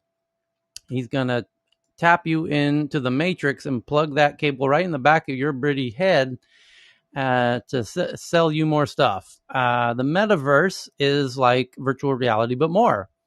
And it's AR and VR, and it's got an economy and all this fun stuff. And indeed, Mark is hot on the metaverse. And there's a whole big interview and even a podcast recorded audio, 45-minute episode that you can listen to the link I just tweeted out to the Tech News Twitter account at TNATW. And thank you to Eric for tweeting that one in. And Vinay just sent in this one, that Twitter may soon let you change your voice on Twitter Spaces, which is their version of Clubhouse. And you can change your voice. The latest feature that the microblogging site was spotted working on would let users add voice effects to their voices on Spaces. Fantastic.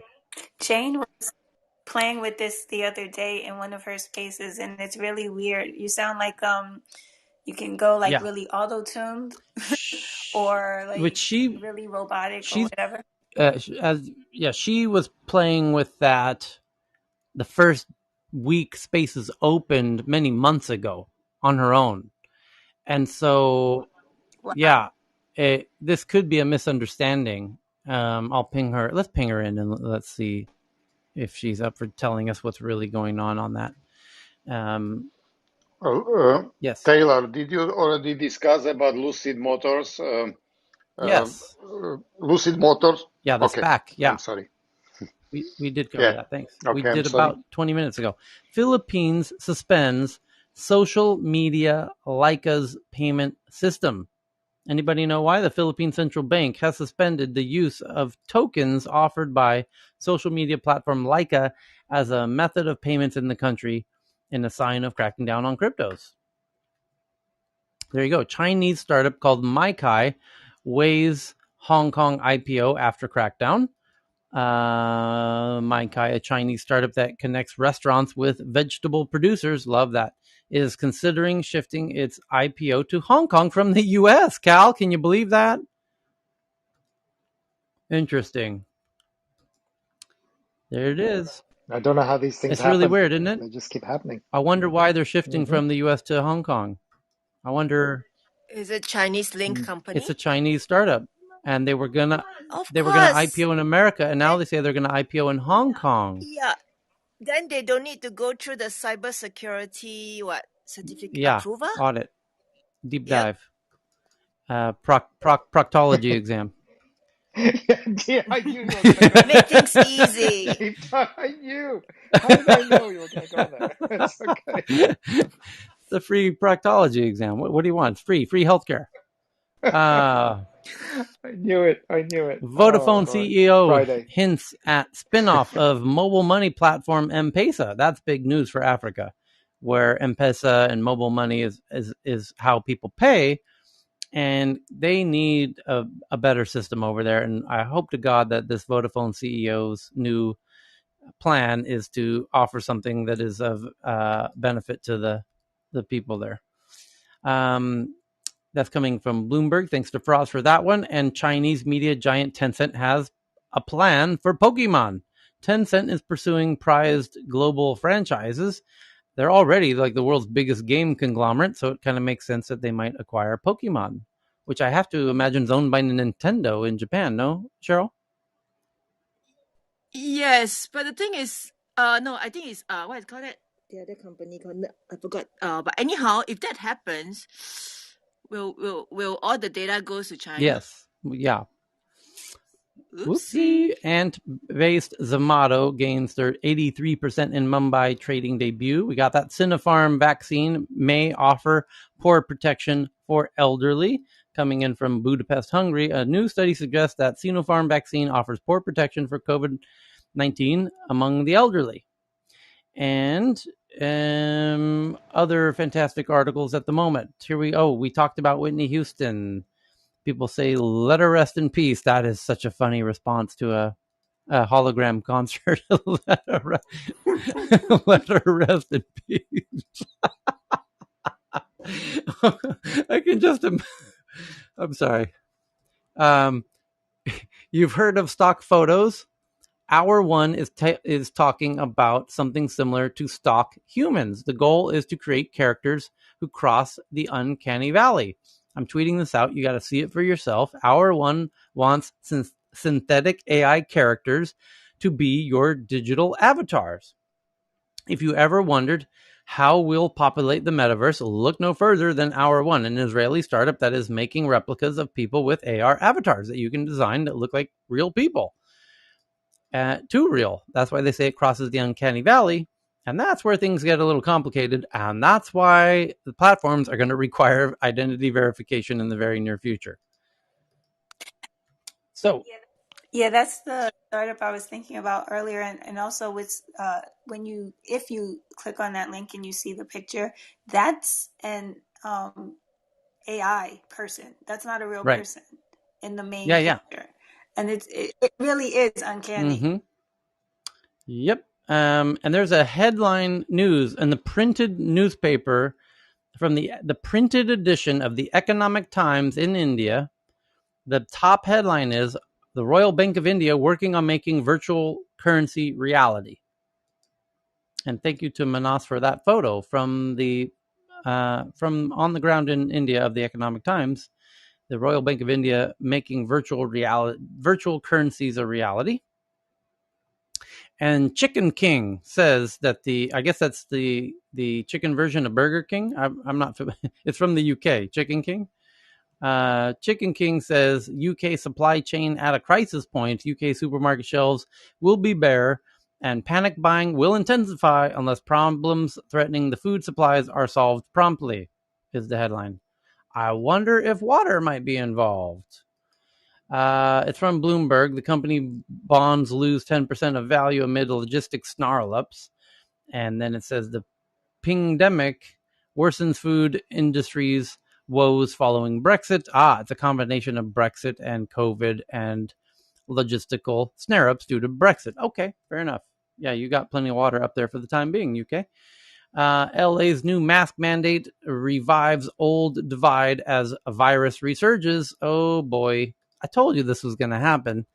There's this thing called COVID, and it wasn't that bad, so people weren't that worried about wearing masks. But there's this new thing called Delta, which is bad. And if you're not wearing a mask, you're going to get it, like guaranteed. It's a little different than old school Alpha COVID. It's a whole new beast. And so LA's new mask mandate is to, stop people from getting Delta, which they will get if they don't wear a mask, not like the old COVID. And so the LA's new mask mandate revives an old divide between people wanting to wear masks and people who don't want to wear masks. And days after LA reintroduces an indoor mask mandate, the nation's second largest city was revisiting debates many hoped were over, but they're not. This has turned into a big deal recently with Hollywood and the NFL. Yesterday, the Dallas Cowboys started their camp in Oxnard, California, and there are several employees who have chosen not to take the vaccine, and they have been left back in Dallas. So it's spun this very awkward progress forward with employees on camp just trying to make the operation, which is working fine, but people are left home because they won't take the vaccine for whatever the reasons are. Same thing's happening in Hollywood, and there are actors and actresses who are going to stop working in Hollywood, and it's turning into this divide between those that believe in it and don't. It's turning into a shitstorm, and it really sucks. There's a headline coming up. I forget which actor it is, but he's refusing to go back on... Sean Penn's refusing to go back on the set of a film until everyone on the set is vaccinated, and that's like 100 people between all the camera people and sound people and then directors, producers, and everybody, all the other actors, and understandably, some of those people are refusing, and there's a percentage of Americans who refuse to wear masks.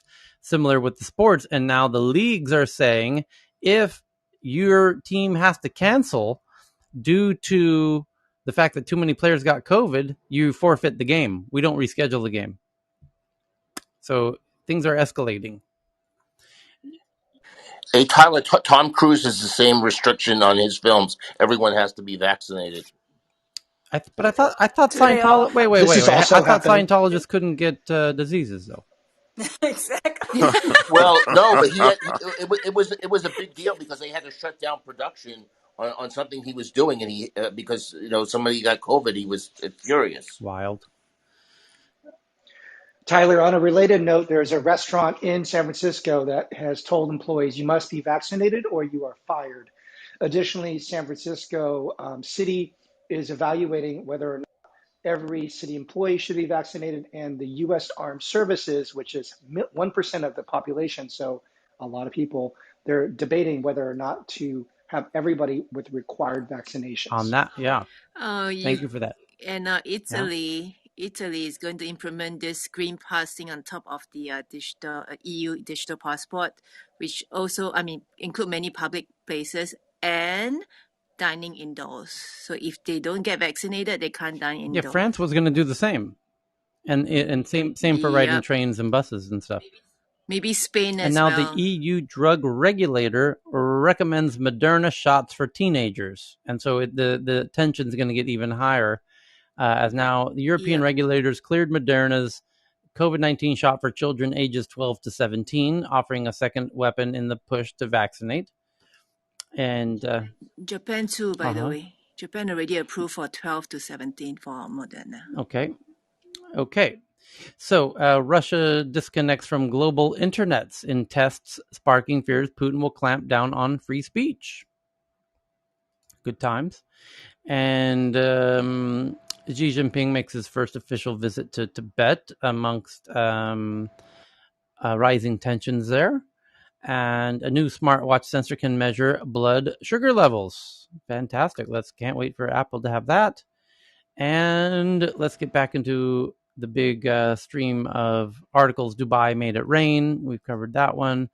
An Austrian activist Facebook complaint referred to EU court as the Austria's Supreme Court has questioned the legal basis on which Facebook collects user data and referred key issues for further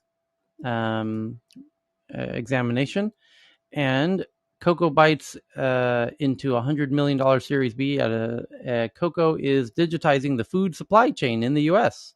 Estimates of the food produced here, approximately 40% is wasted, and Cocoa digitizing the food supply chain is part of, this whole new future we're getting into of e-commerceifying and autonomous delivery of everything, including food.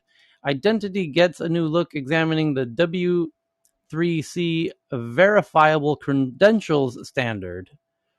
That's a really interesting one. Some people should deep dive on that. As I've predicted many times, we're going to start seeing countries forcing ID verification. In fact, we already are seeing. In fact, Vietnam is forcing social media apps to have approved state identity verifications for people with more than 10,000 followers.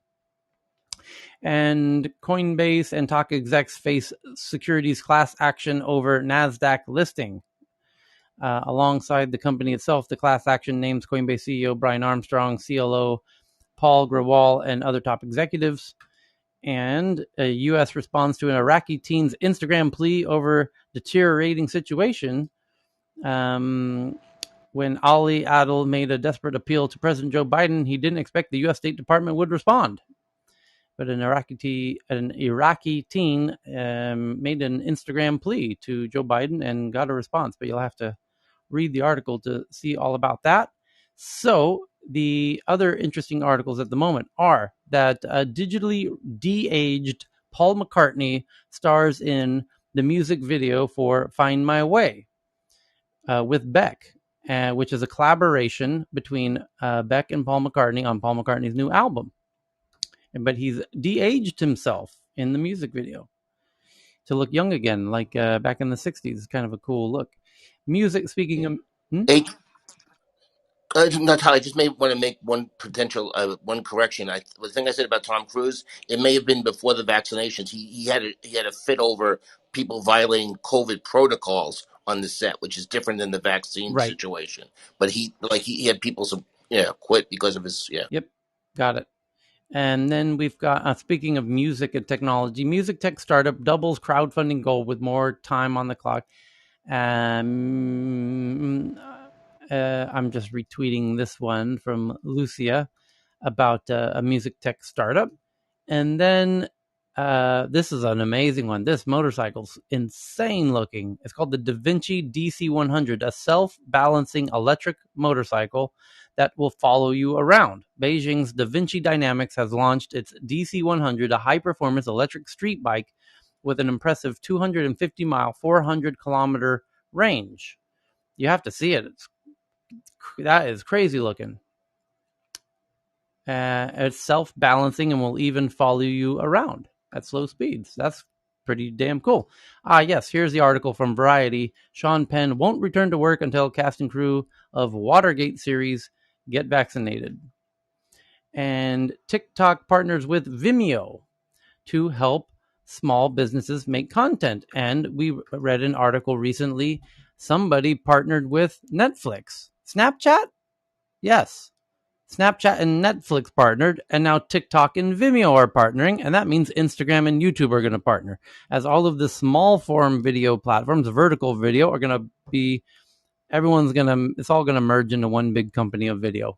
We'll see who wins in the end. But the video thing's getting really serious. And speaking of that, to publish strategy, WeWork's earliest sales efforts of this is just a really funny article about the early days of WeWork from Business Insider from Faraz that I'm just sharing. And then the China floods, thousands trapped without fresh water as rain moves north. Extreme rainstorms are continuing their path of destruction, dumping 26 centimeters, so about a foot, on the city of Xinjiang in 2 hours. So they got 1 foot of rain in 2 hours. That's a lot. And now it's trapping people without fresh water.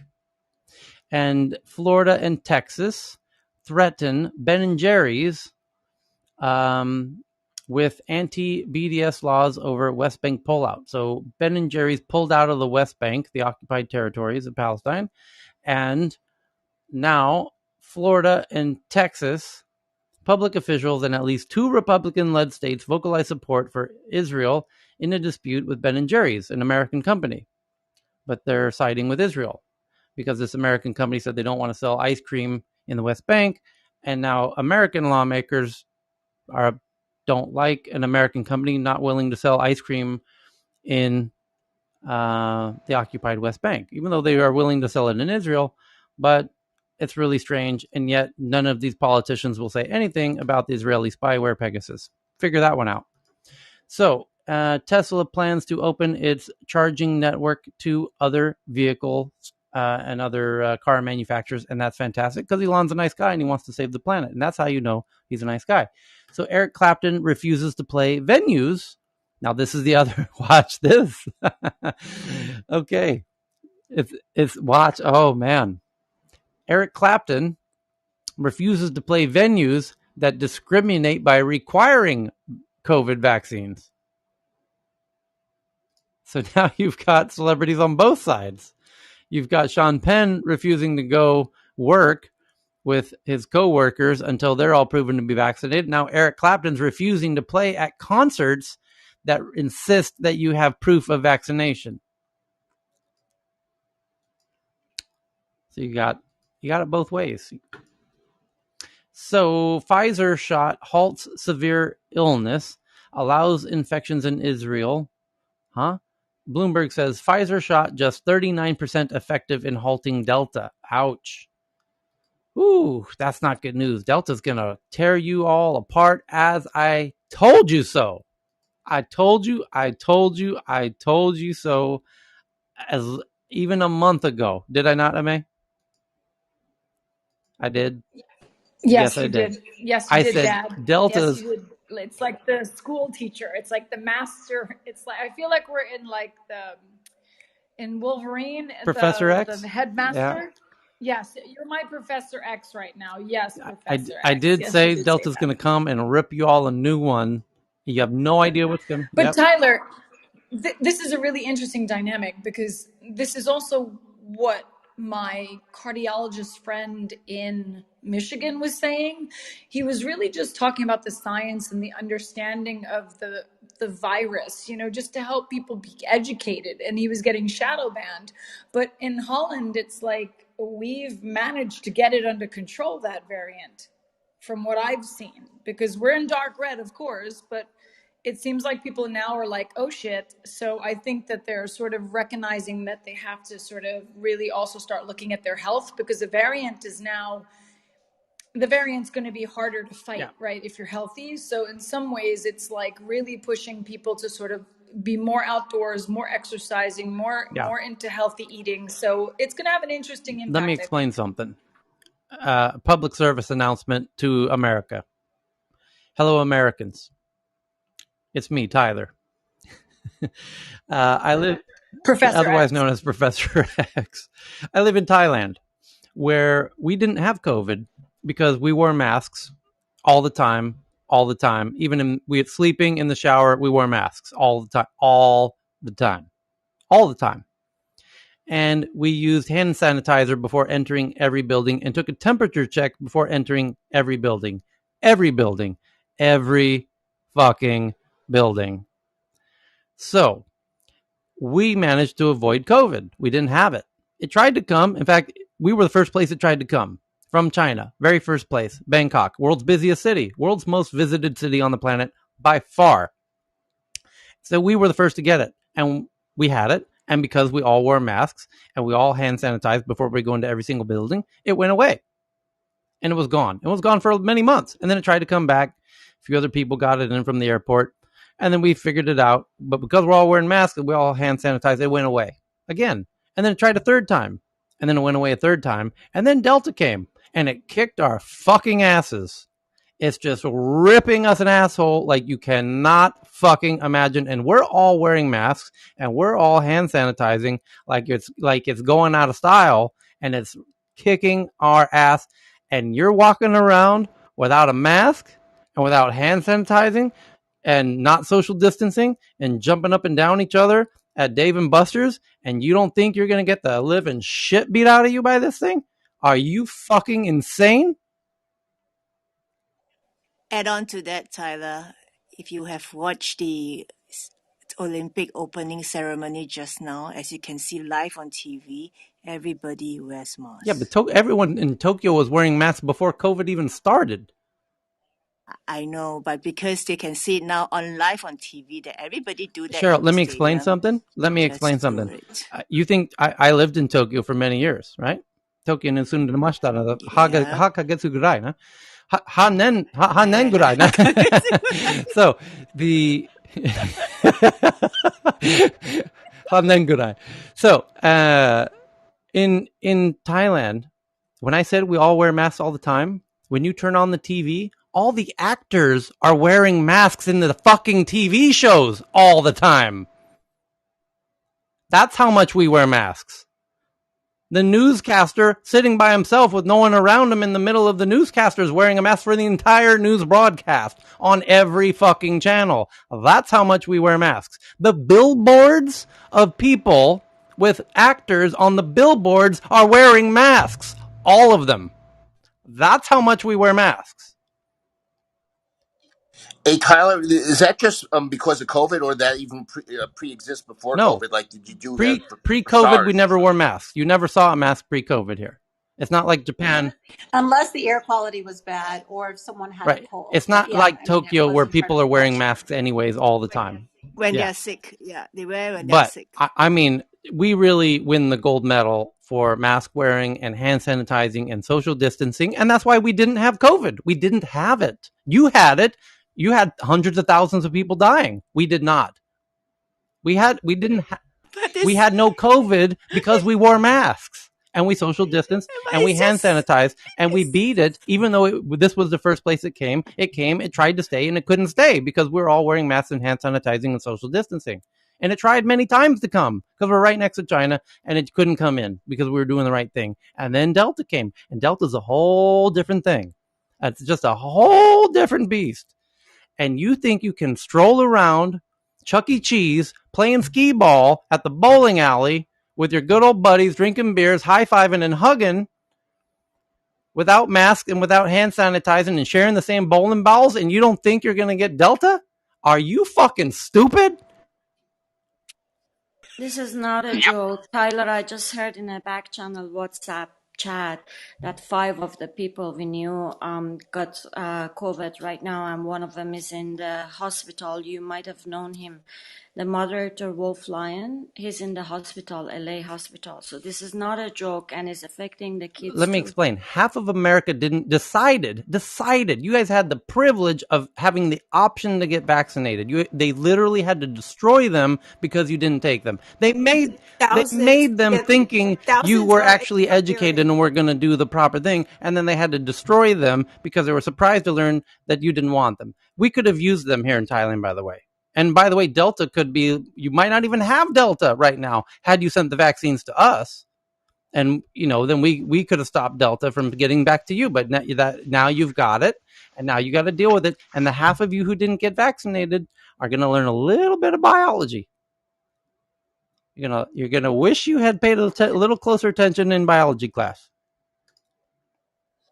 Does anybody have any thoughts on how fast they could change the vaccine? Because the mRNA vaccines are supposed to be fairly adaptable, so that they can take into account these new variants, and They then you have get a already booster. upgraded, right?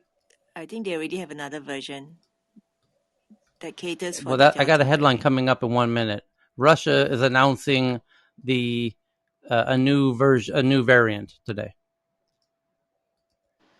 Oh God. Cheryl, were you talking about Wolf X Lion? Yes, that's who she was mentioning. It was Layla that mentioned it, I think. It was It's not on his Twitter account, so how do you know this information? Lole, yeah, Lale, sorry.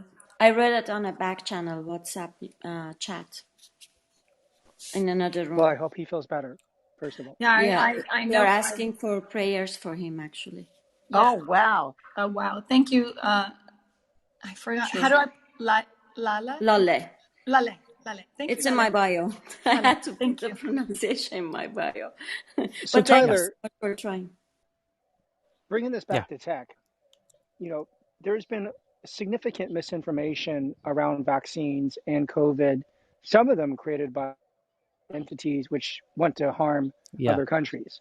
So tech does have some for sure. role in people making their choices on whether to trust science or not trust science. What are your I thoughts? don't know. I would necessarily blame the tech. It's the messenger. If it was by mail or by telephone or by hear me out. The Well, there is a point here. I said it before you came in today at the top of the hour, which is because of the ruling that Amy Klobuchar and the other Democrat congressman is trying to pass now to revoke Section 230 in a special condition, a carve out, in the instance where people are giving inaccurate misinformation about medical emergencies. And so what I realized they're trying to do is the White House yesterday, there was a headline that they had done some analysis and came up with some interesting number that the majority of misinformation on Facebook is being by 12 people.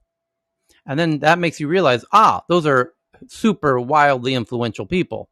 In fact, it's, when you look at the top 10 most popular videos each day on Facebook, they are Dan Bonagino, a kind of a far right leaning guy who is not so fond of vaccines, and Fox News, and Ben Shapiro, and it used to be Glenn Beck, but he got deplatformed, and then uh, the likes of that. What's the other Charlie something? Somebody knows what I'm talking about? Younger guy who goes to university campuses.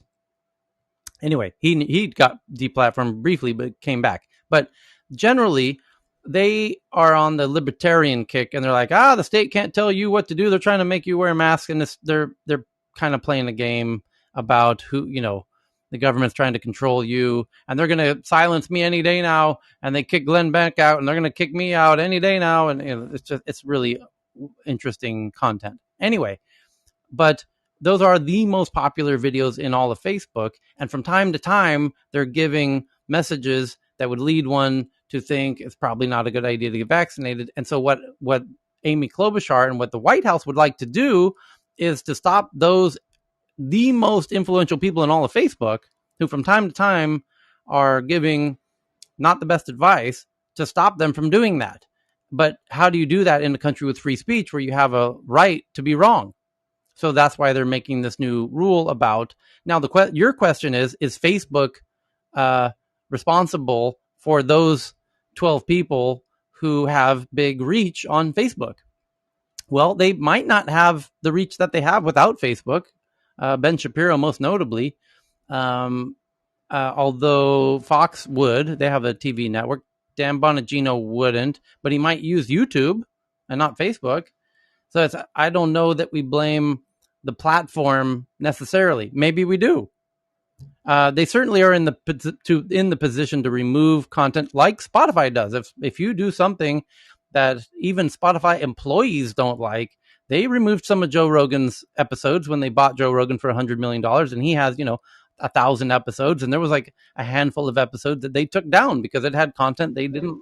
Or you could Right. label them. Of course, you could label them, but you could disclaim. but I mean, in that case, even it was the employees telling Spotify, "We're going to quit if you don't take these episodes down," or something like that. If I recall correctly, I could be mistaken, but the point is that the platforms can certainly remove individual pieces of content that they find objectionable, or at a bare minimum, like you said, put up notices. But I think they are putting up notices. And Facebook just removed 24 hours ago the hashtag vaccines kill, which Instagram took down 2 years ago, which was sort of the main way that anti-vax people were sharing content and finding and discovering content, was through the hashtag vaccines kill.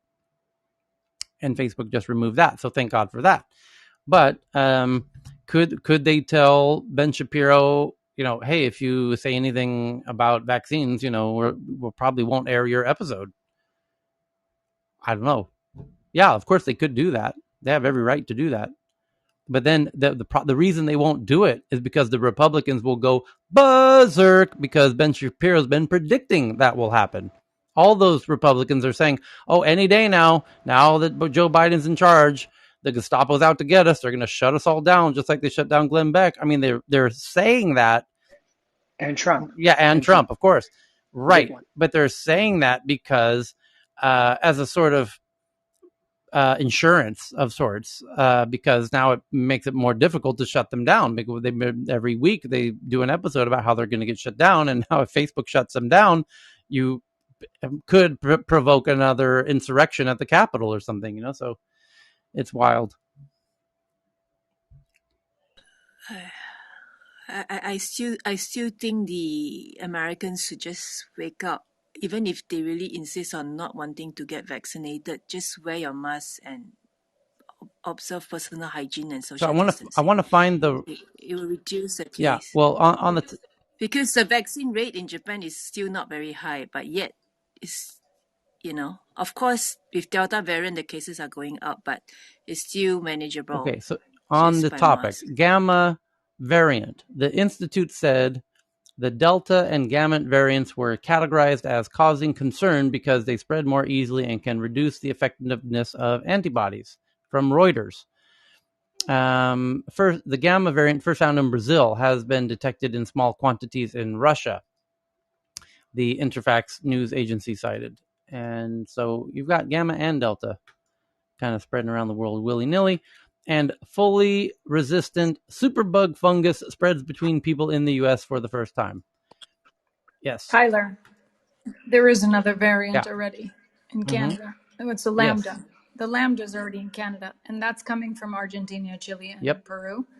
And one of my dear friend's stepfather, who's 56 and a marathon runner, and he's fighting for his life in a hospital in Cancun, Mexico right now. And it's also been a shame too, because Mexico was one of the places that could not close down because just the economy could not support being closed down, and other countries did have the luxury to sort of support their population by giving them, unemployment or some subsidy or something. But most of the people that snuck out and just kind of didn't pay no mind were just looking for a way to get out. And Mexico was the portal into the U.S. in and out without any sort of, it's just a shame to say it, but without any sort of watching. People were using Mexico as a conduit to get in and out of the U.S. to get to other parts of the world because it was open this whole time. So it's a bit sad also to see that there were people, and to Cheryl's point, I agree with her, there were people that were so blatantly selfish that they just were only thinking of themselves when they were traveling through Mexico, instead of being considerate of the people of Mexico that in essence now are getting sick. And they're getting sick because they've been open this whole time. And now I know 3 people I know that have had COVID, and it's not been fun for them. And one of them's a doctor. The father is a doctor. Another one's father is a doctor, and he's also saying, because he's treating it, and he's just like, we just have to pray. We just have to work through what we need to do to help them. But for the most part, they didn't have the access to the vaccine until Biden said, "Oh yeah, let's send some to Mexico, some extra to Mexico." So it's a shame. Yeah. Here we go. Or should we do this? Yeah, let's just blast through a bunch of these here. What's today? today's Friday night. Let's say It's Friday. It's I've Friday got night. 50 good today? ones to go. I'm going to save them for tomorrow.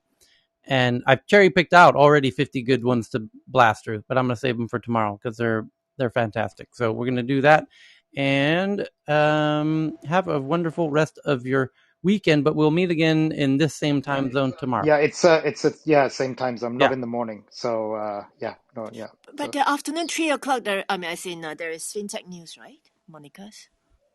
No, that's in the in the morning. time. So we're Morning. talking Yeah. different Sorry. zones. Yeah, but My yeah. 3:00. All right. Okay. Cool. See you.